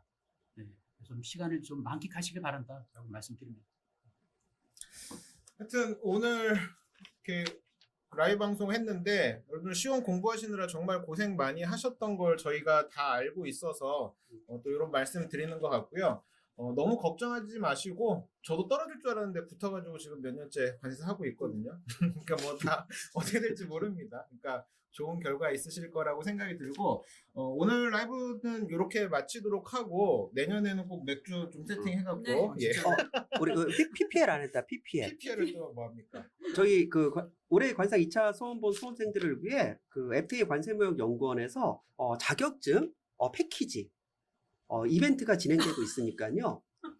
그리고 지금 그 6대 무역 자격증이 7, 8월에 다 모여 있고 지금 다 접수를 할 수가 있어요. 그래서 보세사, 물류관리사 이렇게 원산지 관리사까지. 그래서 놀지 마시고 아까 놀으라면서. 아니 혹시 못 놀 사람들은 혹시 못 놀 것 같으면 근데 그 정도는 근데 사실 다 일주컷이거든. 이 정도 공부했으면 그 일주일에 자격증 하나씩 따고 4달 동안 자격증 6개 따고 놀면 그게 더 갑자기 좋지 않나? 또 공부하래. 그래서 저 이벤트 공지 같이 띄워주세요. 네. 감사합니다. 네. 하여튼 오늘 너무 감사했습니다. 저희 또 합격자 축하해서 또 많은 분들 뵙기를 바라고 오늘 마치도록 하겠습니다. 감사합니다. 감사합니다. 감사합니다.